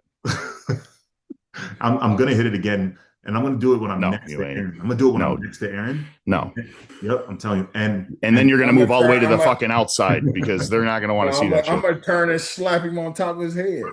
Better not do that dumb shit. And from the IFBB. All right. He's going to do the Shaw bump. All right, Erin, what do you think of our overall winner here? Phenomenal.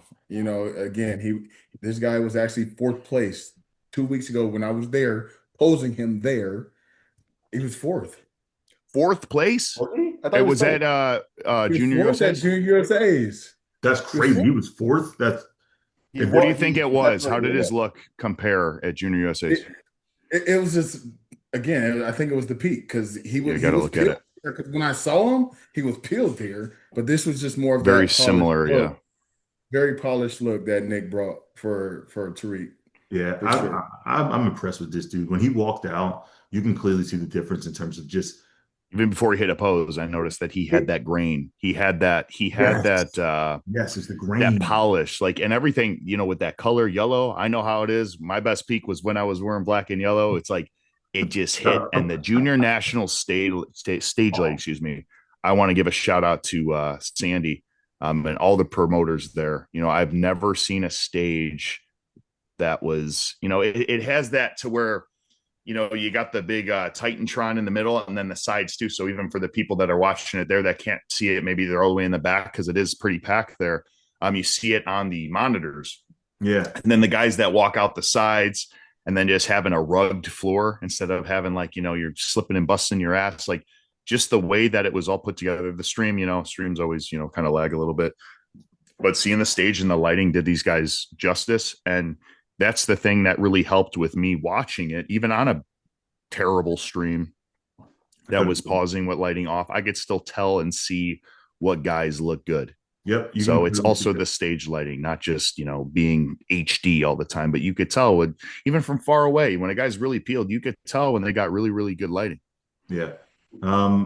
It was one of the best shows that I've seen lighting wise in a really long time. We've talked a lot Mhm. about bad shows on this channel, so we got to highlight good shows. And for this being now a pro show, this is an opportunity for athletes to actually see what their physique looks like under the stage lights, right? So this is definitely a show that a lot of people should be looking for next year. And it was well ran, man. It started at 6 p.m., so people have a lot of time to fill up if you're close to the weight cap. And then when it comes to efficiency, it was literally done by like 7:30 prejudging finals.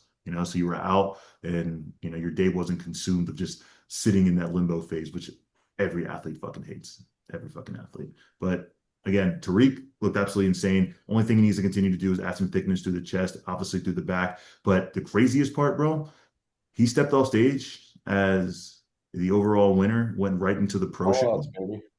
and got second Second. place. Yep.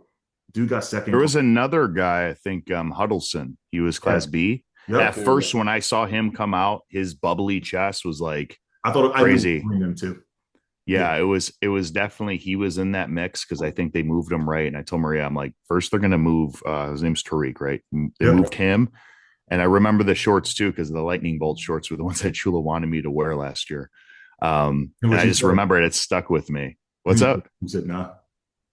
No, I wanted like something that I went with the yellow and the black, and I actually tried them on as like a to kind of see how the colorway would contrast with me. And I was just kind of like, they're decent, but I thought, I could do something a little bit better. Black and Um, yellow look good on you.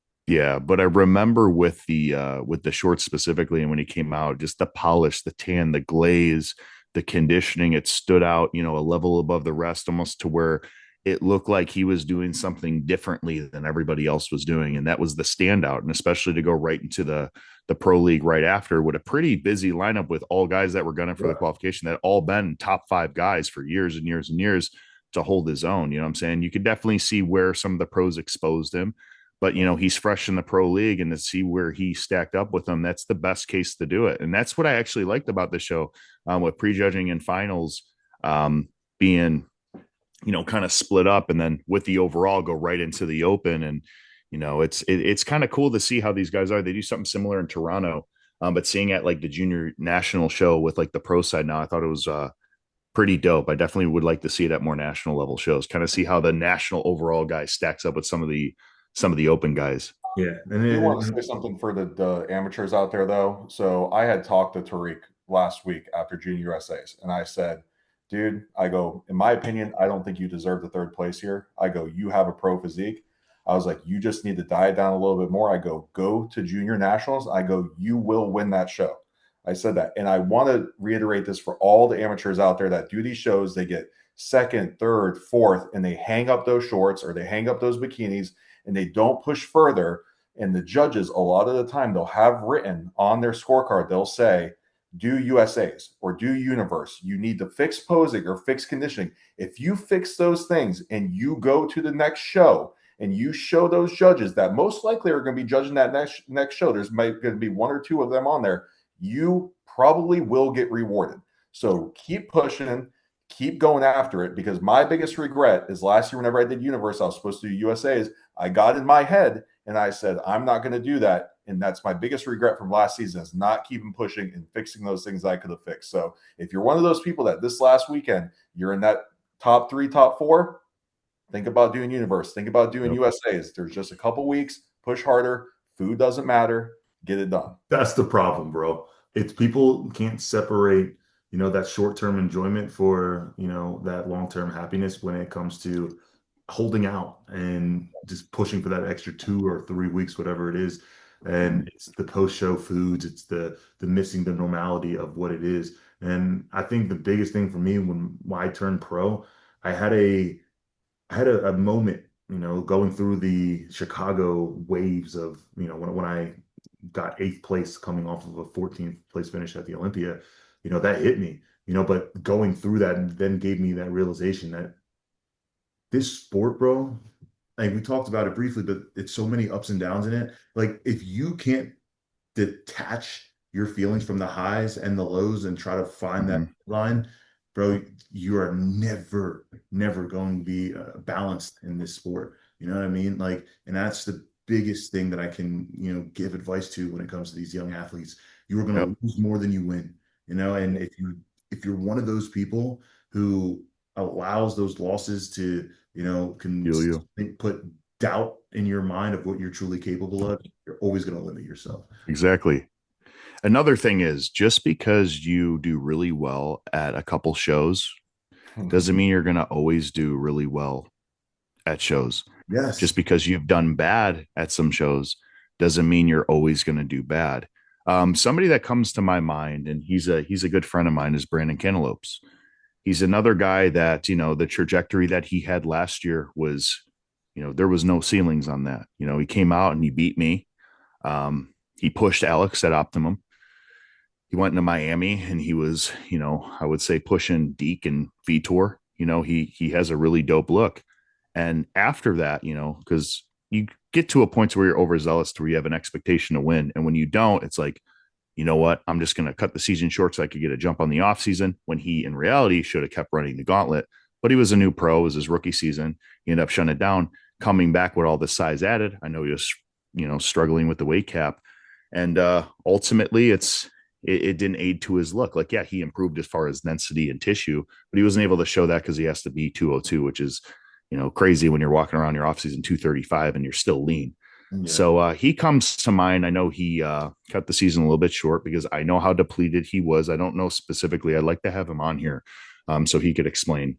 But, when he's walking around 235 in his off season, he's still lean at that. And he's getting down to 202 for Miami, for example. And I know he signed a contract for St. Pete, but he posted a story saying that he wasn't going to be able to compete in it. I think, and this is just my humble opinion, is that, like we were talking after a show, food, it tastes good. You keep eating, keep eating. He's the type of guy that could have 1 or 2 meals off his routine, and he's going to be probably 10, 15 pounds over a stage weight from water manipulation, things like that. Because when your body is so used to dieting and being carb sensitive, you're going to hyper responsive to where boom. And then it's like a point of no return. And then becomes a mental fuck, it's like, damn, I got to get all the way down to this again. And it's like, you're so far away. So, you're going to be flat again. So no, I hope everything's going well with him. I always am been on his side. I was happy for him, even when he beat me, I don't look at competition as far as I do the show because I got to beat somebody. I do it for self-validation because I always want to improve. It's nice to win. It's the bonus, just like the cash money. I don't do this for the money, but if I get that check after the show, when I win it, I'm like,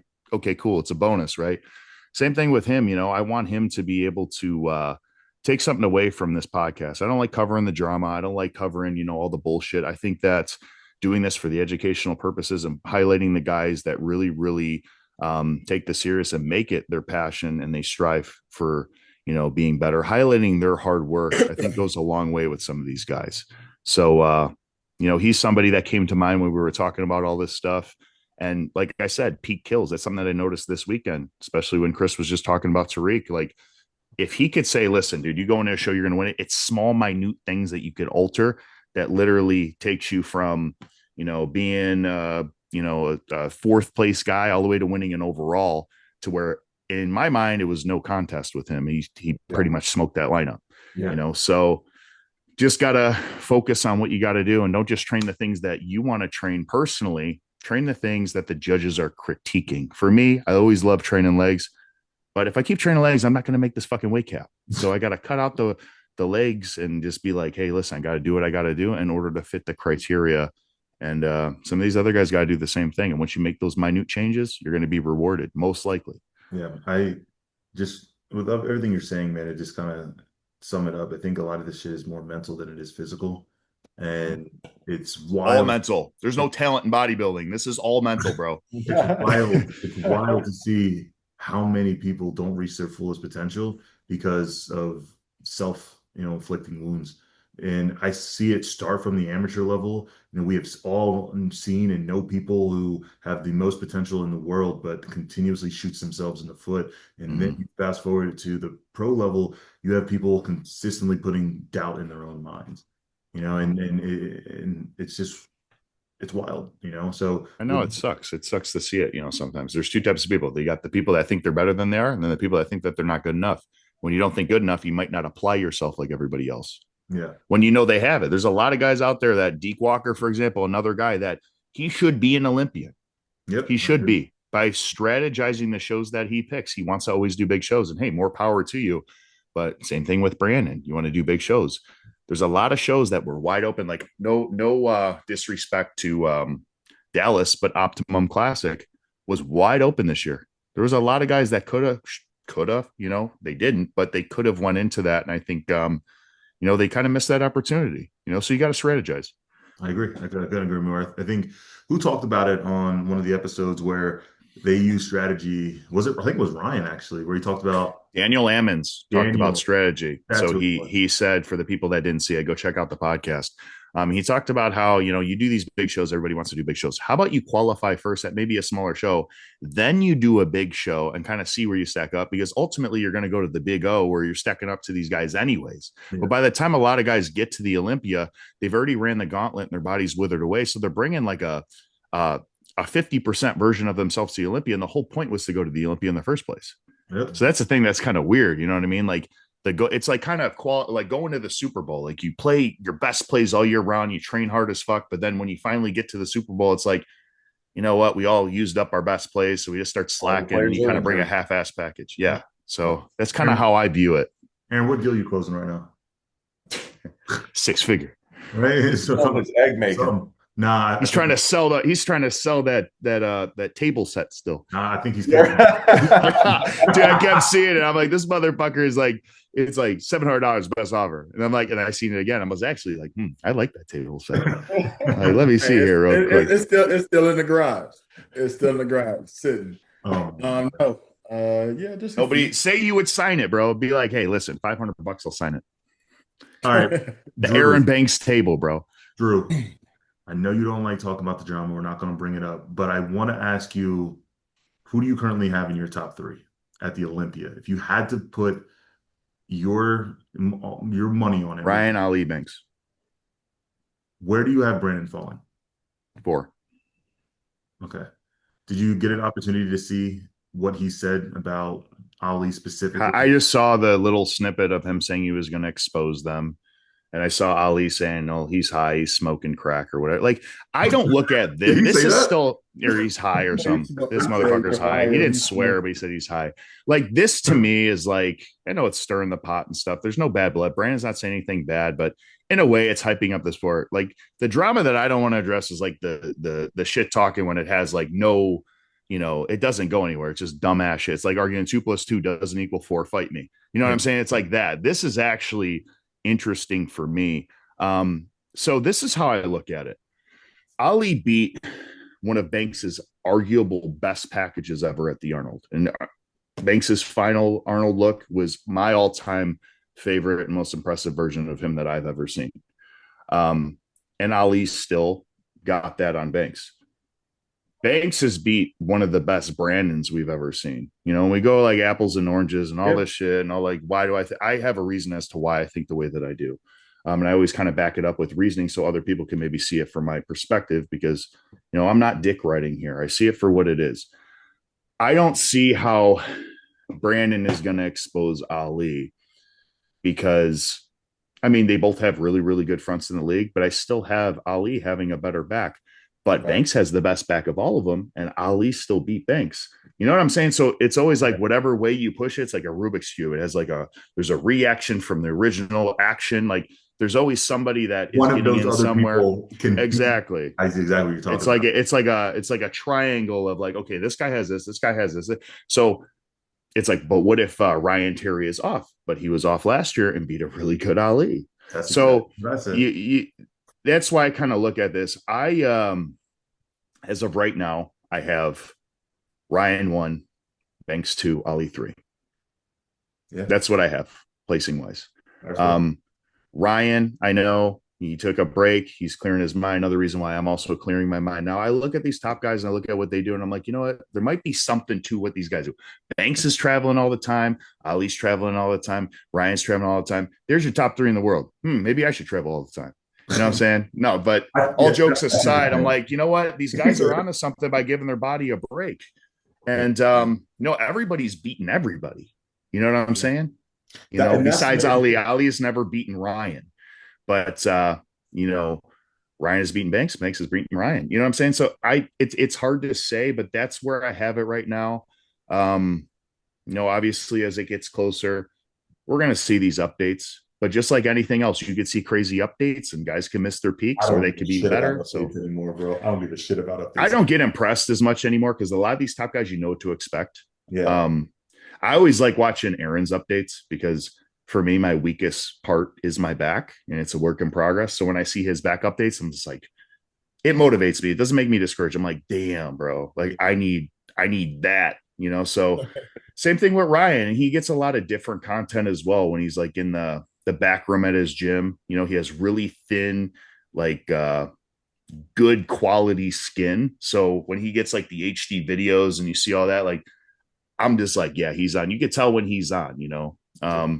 And he's very transparent as well. And then Ali, the dude's always just posing his abs. He could be anywhere, not in the gym, out the gym, whatever. We all know he has abs, but I'm excited to kind of see when he starts getting into the peak in like the final 3 weeks when he starts posting his back and stuff. So, it's interesting and it hypes it up and it puts a lot of attention on these guys. And who knows, there's always guys that could jump in the mix, but I don't think in the top 3. Ultimately, I don't think in the top 5.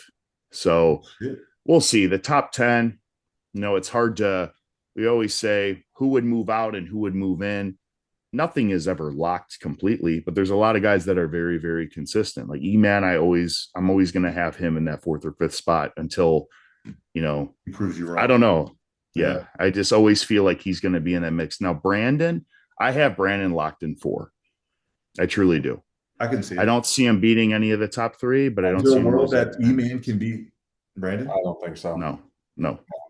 You guys are forgetting E-Man has one of the best backs in men's physique. He has no legs. And if people want to just argue the fact that, and it's not just a leg show, but what does the top 3 have in common? They're balanced head to toe, the silhouette. Everything is just very, very balanced. Like we always talk about, okay, there's no look. The look is having the least amount of weak points, in my opinion. And that's also very, very subjective. But the least amount of gaps when they come out. E-Man, to me, there are shows that he hasn't peaked. We're going to see him at Tampa. There are shows that he has peaked really, really well for, and they are the shows that matter. They're the Olympia shows. Yep. I think that we've seen a lot of, I wouldn't even say like he's the guy that could be off and still beat a lot of guys. I just feel like when I look at men's physique from a fan standpoint and then the criteria, he falls behind. Like when you're top 5 in the world, I would say top 10 in the world. I would say top 20. I think anybody at the Olympia, you're the best of the best. You have to have everything complete. And I talked about this earlier, like what separates the top 15 from the top 10, from the top 5 to the top 3, least amount of weak points. So when you see somebody that has very, very thin legs. Brandon has the biggest weak point of anybody in that top 5. It's good enough. His back is good enough. Ali doesn't have the best back either, but he's beating guys with very, very elite backs. I'm just calling it what it is. Brandon doesn't even have a top 15 back. But bro, you got to understand, Brandon's front is he has the best front. He has the best front shot. He's the best front shot. He's destroying Emmanuel's. Yes. Okay, but you can say the same thing about Emmanuel destroying Brandon's back. The same way. Emmanuel has to be 100%. You can say the same about Ali and Banks. No, you know what I'm saying? Just because one person destroys them in a certain pose, and it's 50-50, you would think, because there's 2 poses, but it's not going that way. And I've seen it even with Miroslav winning Dubai. He does not have the best back. I got a question here. So what's Emmanuel's best placing? 4th at the Olympia twice. Okay, and Brandon wasn't there, right? Yeah. So would you say whenever Emmanuel went, Brandon was there when he got 2nd? Yes. 2023. Yeah. So Brandon was 2nd, E-Man was 4th. Sorry, my dog's going crazy. He couldn't even finish his thought. No, but what I'm saying is this: I think anybody can beat anybody. I see a world where Emmanuel, the best version of Emmanuel, can beat a Brandon that he brought to Pittsburgh, right? But at the same time, you're right. I'll agree with that. So I think it's wide open. Yeah. I think if I had to put money on it, I'm still having Brandon in front of him. But if I start seeing some updates. That's possible. Absolutely. Yeah. Yeah. So I see Emmanuel step on stage at Tampa and fucking nails it. And bro, I'm telling you, he just has one of Alex, let me say this. It's also very possible I could be president of the United States, but very fucking unlikely. So it's kind of the same thing with Brandon. You know, anything the could happen, but that's a very, crazy very statement. unlikely. That's a crazy statement. And I'm just saying it for what it is, man. Like Brandon, yeah, he may not have the top 15 back, but there's a lot of guys that don't necessarily have a top 15, body part. Ali, if you break down we're talking individual about muscle you, groups, you bro, also we're talking about gotta the least weaknesses. You can't tell me that Emmanuel doesn't have a top 10 front shot in the league. now with legs like that, hell no. Bro, Hell no.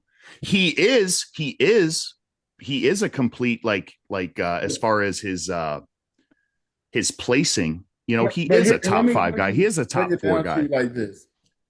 From the balance from Brandon's front and Emmanuel's front is literally night and day based off of how Emmanuel's balance and structure is.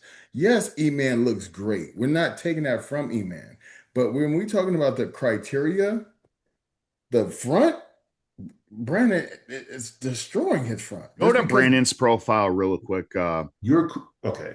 I think and then from the back, that's where E-Man catches up. bro, Even he though doesn't catch. Brandon's so far ahead from the front pose that even when E-Man faces the back with Brandon, it's still not closing the gap of the lead that Brandon has. The core is literally night and day. You guys are crazy, bro. I think you guys are sleeping on Emmanuel. I'm not saying he's going to beat him. I think Brandon has the best front shot in men's physique. I'm going to be very clear when I say this, but I also think his back shot. Would you say best front shot in men's physique of all time? Yes, I agree. I think Erin's front shot in 2022 was one of my favorites also because that's when I to me realized that's what the logo of men's physique should be. But what I'm saying right here, not Mark Anthony. You don't think he has the best front shot in men's physique? I don't throw in shots at Mark Anthony. No, I was just asking. It's not a shot, bro. I'm curious. No, absolutely not. But I think Brandon has the most complete front shot. I think he separates himself from a wide margin from the front from Emmanuel, but I also think Emmanuel separates himself from the back department. And I don't know, man. I think, bro, just go back, because I don't think you not. I know that you're trying to put Emmanuel. Sometimes I question what Alex sees. Look from are you crazy? Well, you had me out of the conditioning list, and then you had Brandon as like top two most conditioned, and then you're like saying how like all this. I watch your videos and I really dissect them sometimes. I'm like, what the fuck, Chris? Do you have Drew in your top 5 most conditioned? Yes, I've told you this already. All right. He asks again because he wants to see if you're consistent. It's like a cop that asks you, like, where were you coming from? Where were you coming from tonight? And then he asks again to see if you were lying to catch you up. You want me to say my top 5 again? Because it hasn't changed for Olympia. So, I mean, I'll recite that too. I'm sticking to I guarantee I can somehow debunk your top 5. You can. You can't even get your own top 5 right. You don't even know. How are you going to debunk his? Because the thing about Alex is he be trying he be acting like Hart McGrath a little bit too much right nowadays. He like to be the. Go ahead. I'm not even going to say what I was. I'm not even going to say what I was thinking. We'll talk off camera about this. Nah, say your piece. Go ahead. Go ahead. No, I'm not. You play both sides of the aisle with certain things, and I get it. It's clickbait, and your videos that you do by yourself, like you play, the devil's advocate because you don't want people to think or feel a certain way. But there's a lot of times that where I could give an explanation, and there's times where there is opinion, but then there's times where there's not an opinion. So for example, you said Toronto, I wasn't 100%. I was 100% Toronto. No, you weren't. I was 100% Toronto. Yes, I was. But yes, I was. You were better in Miami than you were in No, I wasn't. No, you're crazy. You're going off of the stage lighting and the depiction of what you actually saw. Granted, I wasn't there in person for either of them. Yeah, I wasn't there for Toronto was a very underrated look based on the stream, and that's kind of what I was saying. Even for myself, I can't find a good photo that I could post that's like, wow, this really depicts how I looked in that moment. And that's why Tyler Mannion in his critique said, in person, conditioning was on point. In person.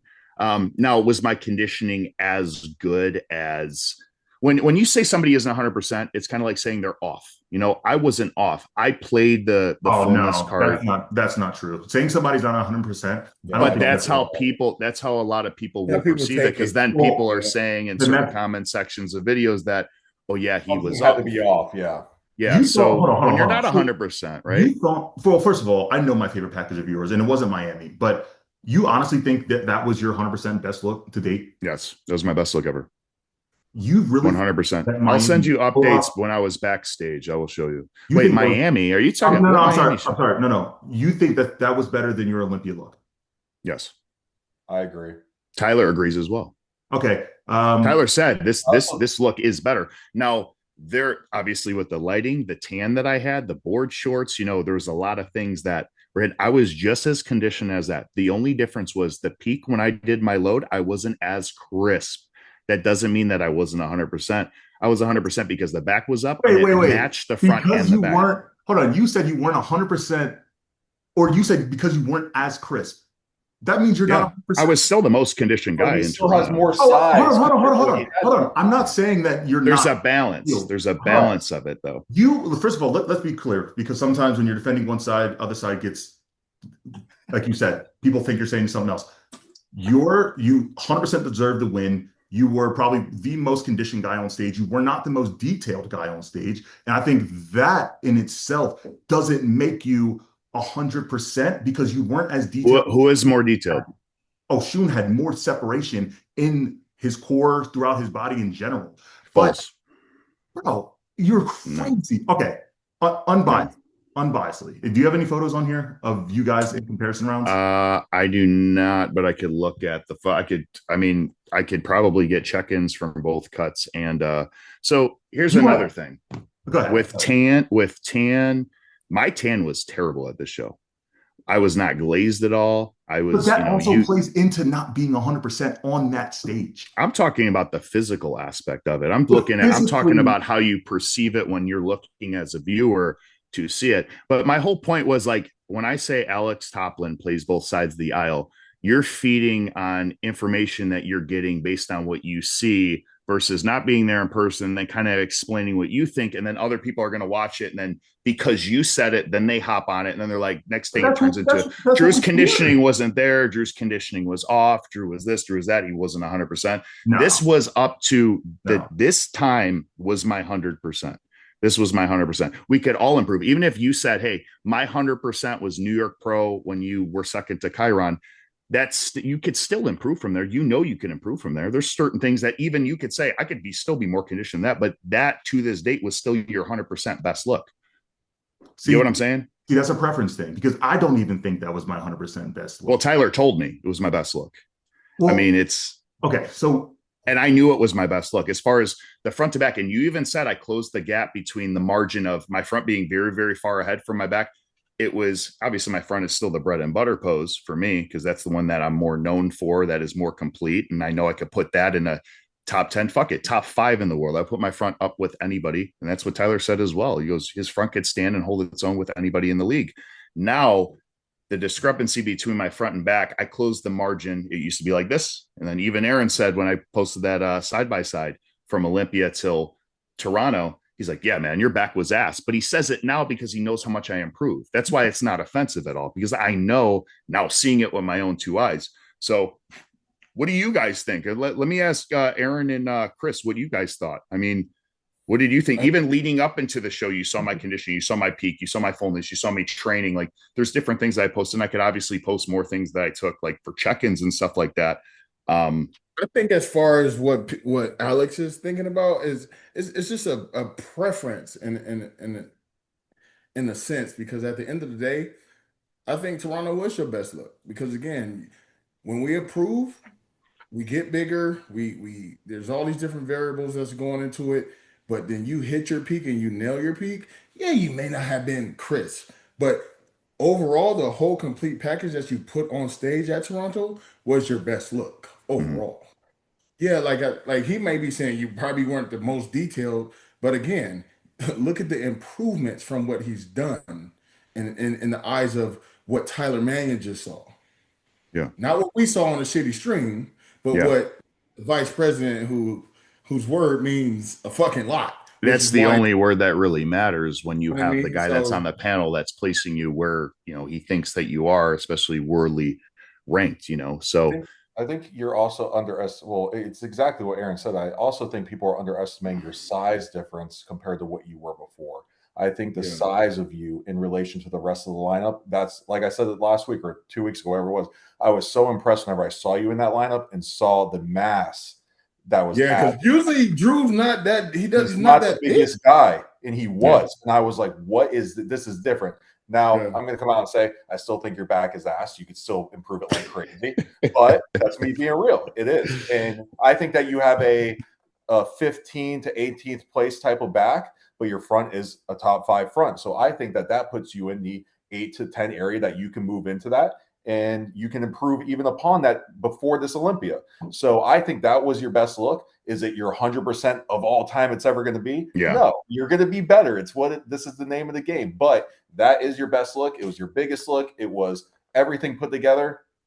It is what it is. Most balanced, yeah. And that was what I was just trying to explain. It was the last time they were on the podcast. No, Erin thought I was kind of going the other way. That's why he's like, don't explain yourself. But it was more so, this is a very visual sport. You can't really convince people with words or anything. And if they see something that doesn't, appeal to them, it's you lose track of, how you actually look. And not everybody's going to be at these shows, but the people that were there, especially Ben Quill, I mean, he was there and he said it, he's right after prejudging. He's like, yeah, dude, you not even close, perfect score. I know on certain forums, he was kind of, explaining and I let other people explain. I didn't, nothing I say is going to do anything. I'm the one that's up there and I'm showing the work that I put in, but kind of hearing some of this stuff, sometimes it does suck. It's like, you're not seeing it for what it is. You win a show and it's like, you got no back, but now the back improves. It's like your conditioning's off or you're this or that. And it doesn't mean that I wasn't crisp. I just wasn't as crisp as the crispiest I've ever been.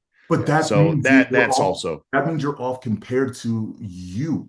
But that don't put him at no, it doesn't mean that or 90%. No, but hold on. Nobody's saying that. We're you guys are starting to put numbers and trying to configure it. What we're saying is that's what you said. He wasn't 100%. I'm saying he wasn't 100% compared to himself. So his front shot to me in one aspect, though. Yes, in one aspect. But it was within 1 or 2% of being the crispiest guy. Your balance was the best it's been. Your front and compared and your back were the closest they have ever been in conjunction, right? We talk about balance, least weaknesses. This was the least weaknesses that you've ever brought to a stage, right? Now, therefore, my best look. But it doesn't change the fact, I think your front shot, if it matched to what I personally think was better at the Olympia with the added back, I think that would have... Well, that's the goal for this Olympia, to have everything that I had here with the conditioning. But I mean, when you say wasn't 100%, it's in comparison to the other looks. Like Olympia, yeah, it was a lot crispier, but I didn't have the back like I did at Toronto. So that's where it comes down to yeah. So, and that's the only thing. I like having some sort of complacency when we talk and, we disagree on some things. Then we get it on the same page where I explain it, you explain it. And then the viewers, when they're watching it, they could kind of chime in and kind of see where I'm coming from, whether they agree with me or whether they agree with Alex. Yeah, they're able to kind of see it. And then you put your thinking cap up and then you're able to dissect it, not only with my physique, but other competitors when you're watching it on stream. The same thing.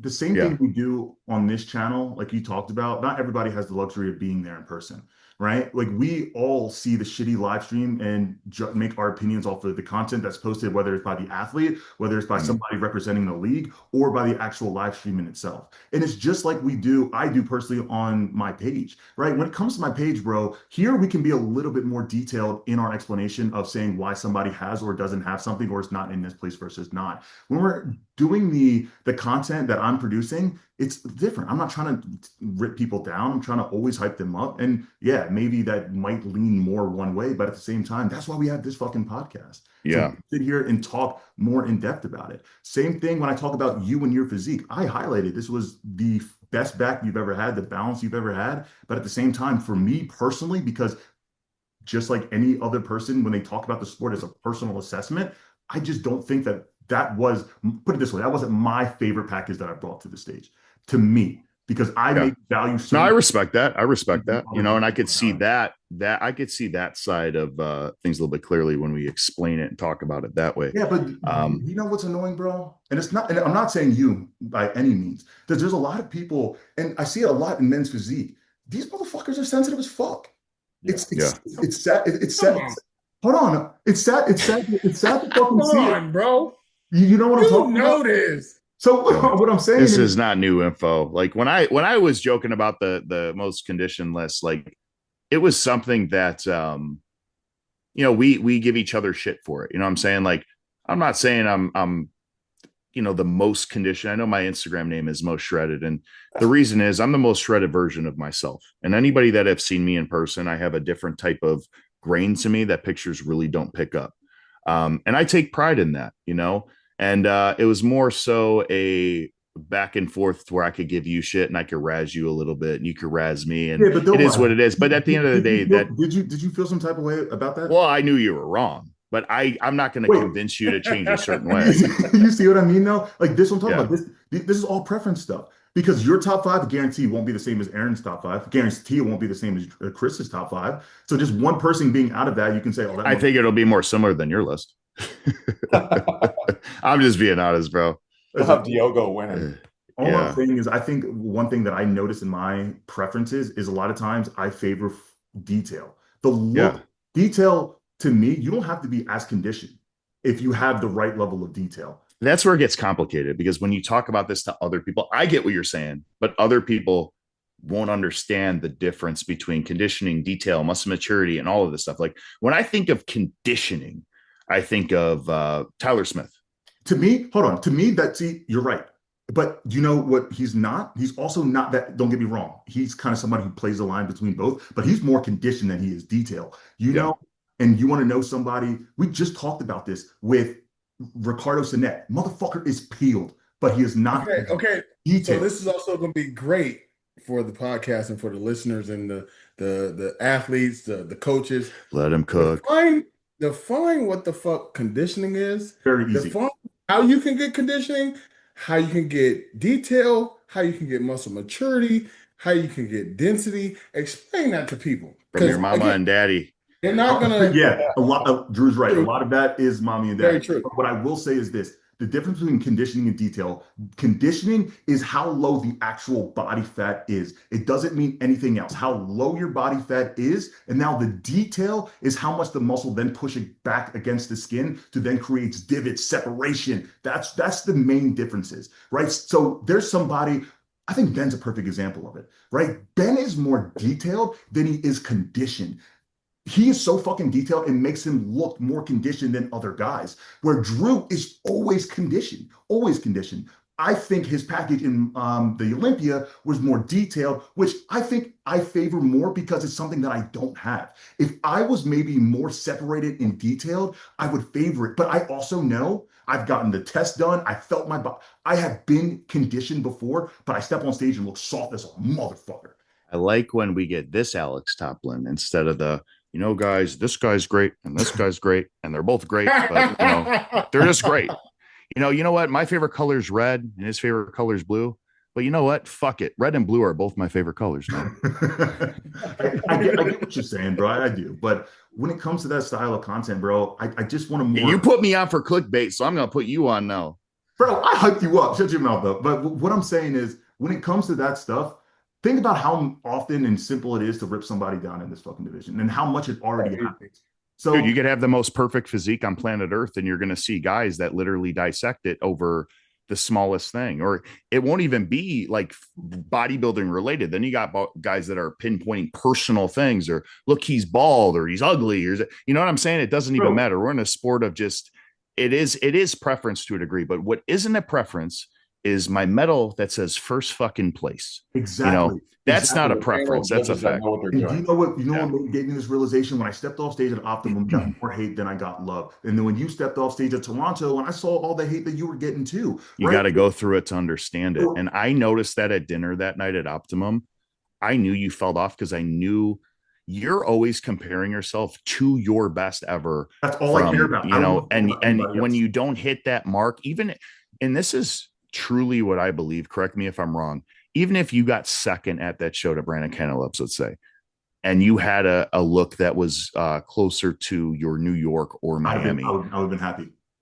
I would have been happy. And that's the difference when you don't chase status. Like when guys chase the pro card, or guys that chase, being, an Olympian, it's like, don't chase the status, chase the look, because the look is going to speak way more volumes than just being off and, let's say, winning a show. Yeah. But I mean, that's kind of how I look at it. And I saw it in your face when we were sitting there. I didn't even think that you really were hungry. I thought you were Bro, I was not happy. you weren't depressed, but I felt like you just weren't able to enjoy it. And me, like, I just got third and I'm like, fuck this. I just got beat by a guy that I used to practice for posing before he went pro. You know what I'm saying? I'm like, damn, especially after coming off the Olympia with so much momentum in 2023. I'm like, we all it's like an expectation. We want to win, but it's almost like to a point to where it's like we expect to win at a certain point, especially when you see the list. I'm like, you know what? I beat Alex before. I could beat him again. Yeah. And then you beat me before, and you're like, oh, I could probably beat him again because he's beatable. But then go to Olympia and things happen. It's like you look at the discrepancy of the placing. So, it's just because you beat somebody once doesn't mean you're going to beat them again. Just because you beat guys like that were top in the world, like when I beat Charjo, that didn't make me fourth in the world. Yeah. 100%, man. And I think just kind of going back to what we talked about, I think being able to have these open conversations, like what there's too many people in men's physique. They need to take their AIs, bro. It's just people get too sensitive. And no, they need to go to a therapist. And I know because I do. And it actually helped me out a lot because you're getting in all these insecurities you may have out and you're addressing the problem instead of projecting on other people. Talking about sensitive. Pull up that list from Worlds. Oh, fuck. Wait, I don't know what he's about to do. Hey, I'm going to say this beforehand, though. If you're in a sport that you're being judged and literally being critiqued on how you look and people are critiquing you for how you look, get over it. Like, everyone's going to have their own opinion. Everyone's going to say something. Dude, I got off the stage at Universe, and I looked amazing a week before. I mean, me and Cuts, we were on. And then at Universe, I posed. I looked like I had a gut, and people were shitting on me. Was that like, the show I looked at you? Yeah. Yep. I didn't think you looked you weren't your best, but I didn't think you looked like. But my posing made me look terrible, and then people were shitting on me. Yeah, that's what I remember. It's true. Like, take that, I guess what you would say, crap talk, and look at yourself and be like, all right, I'm going to move on and be better. And just, it doesn't matter. Like, to me, I just move on. Did you guys do recap? Yeah, we kind of. Okay. Did you But no, I just wanted to shout out everybody who did this show, and it was a lot of newcomers that also did this show. So shout out to all those newcomers who did the show.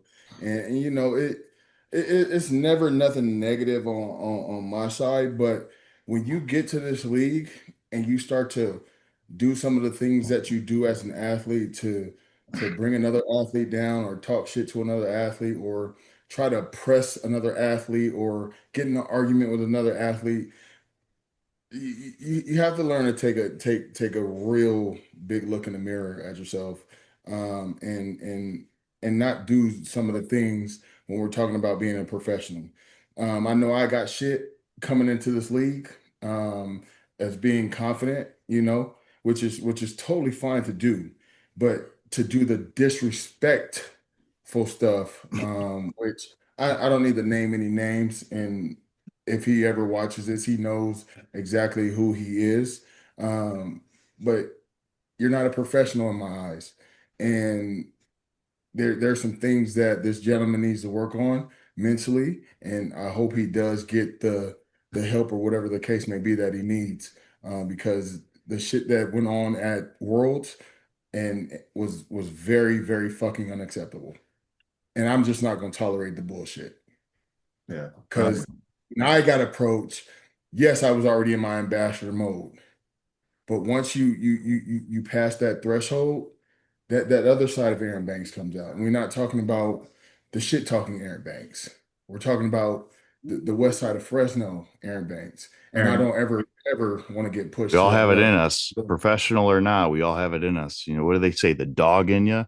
Because, we're all bodybuilders at the end of the day, or at least most of us are. But we all got into this for a reason. And a lot of it is, we're all a little bit fucked up in our own ways. 100%. So sometimes you catch yourself going back or, whatever path we were on that led us to this destination. We end up kind of getting these triggers that take us back to that. And, when people tell you to act professional or whatever, like, we're still human beings. you know? So when you come with a certain energy and you receive it back, I mean, then it's like, oh, well, you should act professional. That's what I don't have time for. So I don't know the specific situation. Like I said, I wasn't even in Worlds. You don't got to mention his names or anything, but there is blatant disrespect. And it's weird to me when you have, like, when you're in this league, we all do the same shit. We have very boring lives as far as waking up, training, eating, sleeping, whether you have a business or not. Like, we still do a lot of the same shit. Don't you think people that you have things in common with, that you aspire to be at the top level, that have paved the way, that there would be some sort of mutual respect? Because the guys that I go to shows and see and I'm around that bullshit, we're all in the first call up. You know what I mean? All the guys that are really like getting along. And I remember Yeah, Palmetto Pro, me, Daniel Ammons, Deke Walker, Chris Barr, Charjo, we're all hanging around. Charjo's dancing, you know, Chris Barr sitting there just in the mud. Hey, what's up, man? He'll tell you, you look good. You know, you don't, I'm the type of guy to where I know how I look. It doesn't take anything away from me as a man. If I say, hey, this guy that I find impressive, hey, man, you look good, bro. You know, I think we've all been emotionally sensitive at points. And I think the kid we're talking about, tons of potential, good head on his shoulders. I think he just needs, I don't want to say some guidance. I just, you know, he's going to get guidance. He's going to get guidance. I'm just going to leave it at that. I think I would say experience. Needs experience. With sometimes when you act a certain way, you got to be corrected in a certain way. And it's not going to be for me or somebody else, but there's some people that if you keep that same energy, somebody's going to correct you one day. And you're either going to learn or you're not. I think his coach is a perfect coach for him. I think he's somebody who is not going to take shit. Like his coach is the perfect coach for him. And I talked to him about it, and they are on the same page now, according to him. So we're good. It's just, I think it's as simple as that, man. Yeah. But all right, fellas, we've been on for 2 hours. Is there anything else you guys wanted to bring up, or I think I know this one was man. Just one. I do want to here get down real quick. Let Dad finish. I'll be done in 5 minutes. Let's set your Xboxes up. Before I go. But no, I just really want to give a huge, major shout out to Sandy Williamson. The show was phenomenal. Junior Nats was phenomenal. Even just how the switch up to Worlds, and I think that was actually the first Worlds classic show. You know, so again, shout out to Benny for winning that, and I forget the classic guy name, but he's freaking crazy looking. Who was the classic guy? Take a picture. He's crazy looking. Wild. I don't know who he sound. He has an accent, so he really? sounds. And his posing. Let me see. Crazy. So he was nasty, but no, I just really wanted to give a shout out to all those guys who competed, and you know, Sandy Williams for doing what she did. And again, like I said, me and her even shared another moment after the show, just being emotional about again what I did and how the show was ran, and she even paid for cash in a minute, baby, and we don't have no kids, but no. But just even that, she also even paid for, I think, about 7 or some odd entry fees, you know, so that we were just talking about that and just paying it forward, man, because that's big, bro. That's big that they do that. We never know what someone is going through, you know. So again, a huge major shout out to her, a major shout out to Manifest for actually bringing me out and, you know, having, I think, damn near 65 to 70% of the board shorts at that show. That's wild. Winners were wearing Manifest. So just to see, and not just for me to see, but everyone to see what Alex and Dorian has been working on. But even on my end, the shorts that I worked on and that some of the guys were wearing was my collection is fucking huge. And then Alex even sold a pair, gave a pair of the ones that I wore to Pittsburgh, which they're not even out yet. He just had them in the damn suitcase, and next you know, the guy ended up wearing the shorts that I wore in Pittsburgh, which, like I said, they're not out yet, but that right there to me is why I'm with Manifest and what they represent and what we bring to the industry. And even Sandy would tell you how much she loves Manifest and what we're doing for the industry. So I appreciate that, bro. Shout out to Manifest, and then again, shout out to all the judges who did what they did. Fit Pro Becky did an amazing job to just just everybody who was a part of the whole. Yeah, I'm bummed out I wasn't able to go because it did look like a great time. Obviously, didn't get to see you Really, guys and whatnot. So, I mean, every time I see these pictures, I'm just like, I saw Alex at the Manifest booth, I saw Banks, with Chris. You guys went out to dinner and stuff. I'm like, you know what?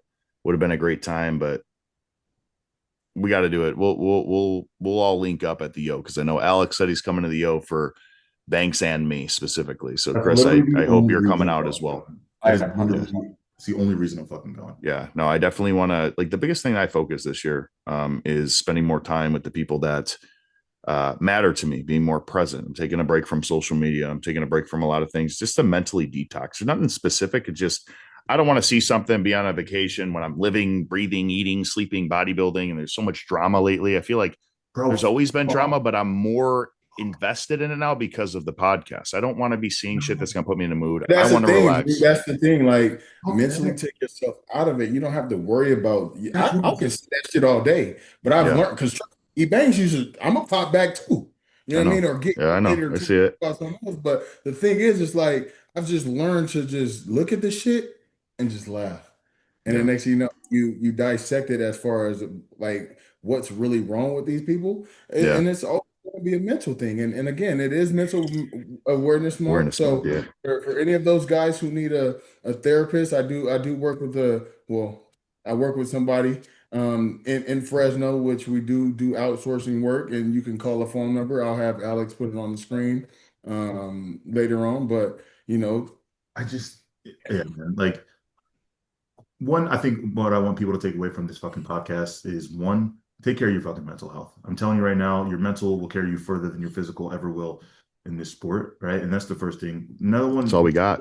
hold yourself as a true professional, right? Having that title doesn't mean shit if you're not walking that walk. And half of that battle, you're going to learn the hard way, but you also need to grow through what you go through and be fucking mature enough to dissect that, right? And then when it comes to the perspective conversations that we just had, I think people need to understand that as well.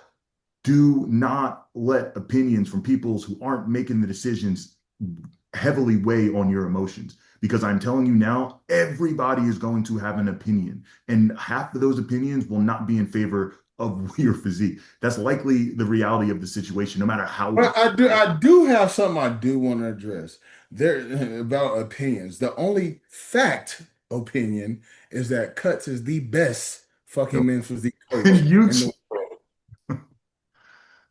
He Go needs to cry. just take the pro wins out of the bio because it just Period, keeps going up. bro. He just keeps editing it. He just We're needs at to, eight, like, nine just now, wait to baby. the end of the Period. season and just edit. Period.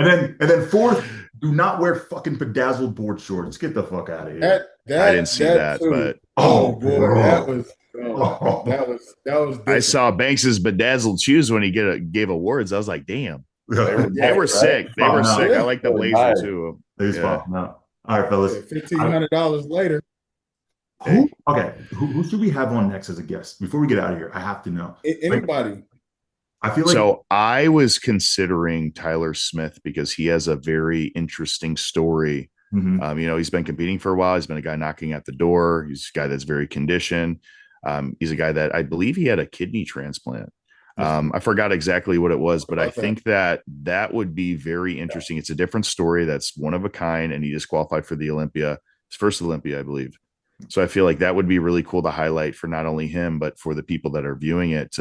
Mental health awareness month is also a big thing too. So being able to have these guys on and talk about their stories, I realize how much my story has impacted people. I talk about it so much to where people might get, annoyed of it but for the people that don't know, it's something that is very insightful and motivating and puts them in a different mindset to kind of be like, hey, if this guy went through this, I could get through Okay. this, or I could improve this. Or so I like to get other guys that are on here to kind of pick their mindset to see maybe if there's similarities and differences with all of us and the shit that we go through. So he would be a guy that I get on. I want to see I'd like to Benny. have Benny on as Yeah, well. I want to have Yes, I was about to say Benny. Since it was the back-to-back kind of the drive hey, listen, platform Do cheers, you take us want through I know it. we're not I know not to cut you off, Drew, but I know we're not doing any predictions. So do you want to tell the people what shows are coming up this week, Alex? Yeah. We'll be So at St. we Pete. have the St. Pete Pro. So first of all, that's a hometown show to me. I will be there. Chris will be there.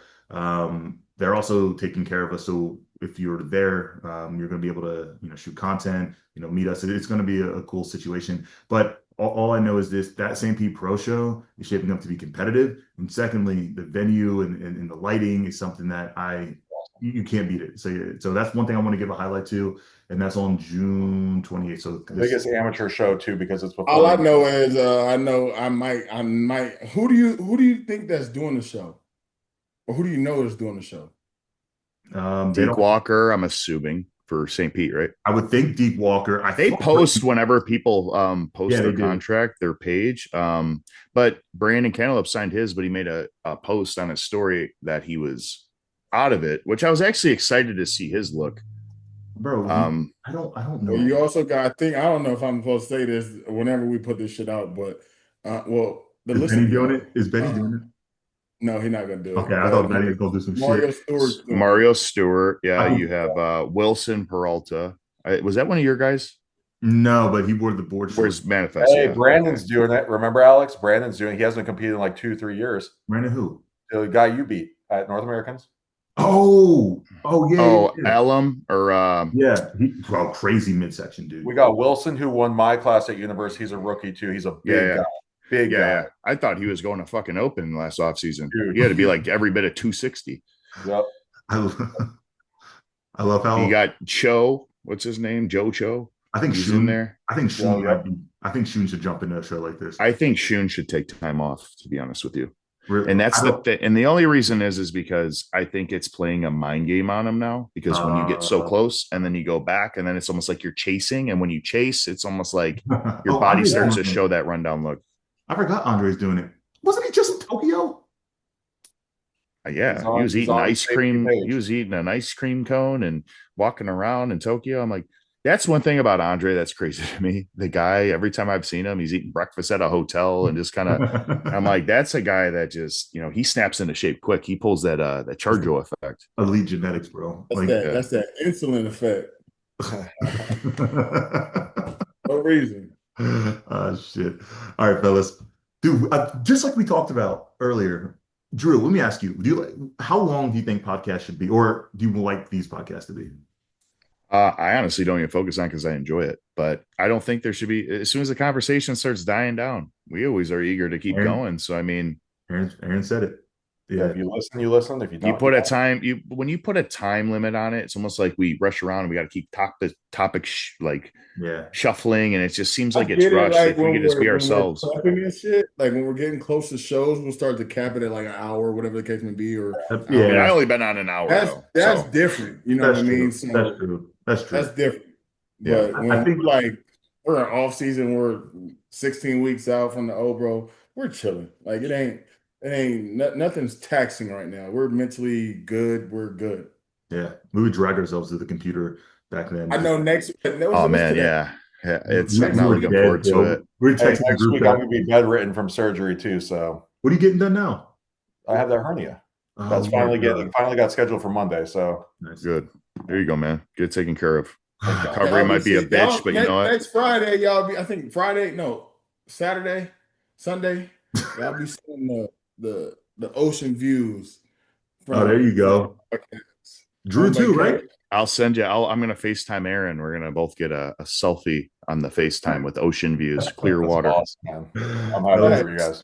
Listen, enjoy yourselves. When do you guys get back? We have to push the podcast back. I get back the 3rd, so it's Thursday. So I should be pretty good. No, then you're good. I'm gonna be out of town to the 7th. So maybe we could do some like IG live or something, even if it's just like casual. We can go on the 3rd too, so or 4th. Taking my computer, so no, we good. All right, cool. All right, fellas. It's always good catching up with you guys. Seriously. Erin, again, thank you for coming this weekend. It was cool seeing you on stage in a different role.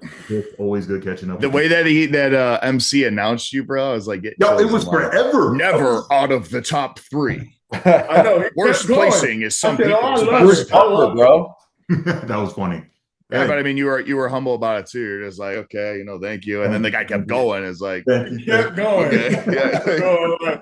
Keep hyping me up there. Keep hyping me up. All right, I thought he was going to give you the goddamn award. I know, right? Yeah, I know. All right, fellas. Until next episode.